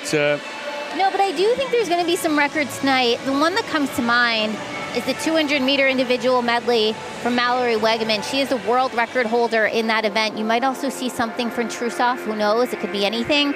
I'm also looking forward to that 400 freestyle with the Portal brothers and Ihor Boki. You know, yes. We know Ihor Boki is in fine shape.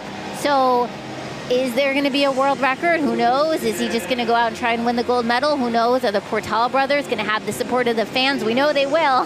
How fast will they go? And Gabriel Zinho and Yip Bin Shu both in action as well. Yep.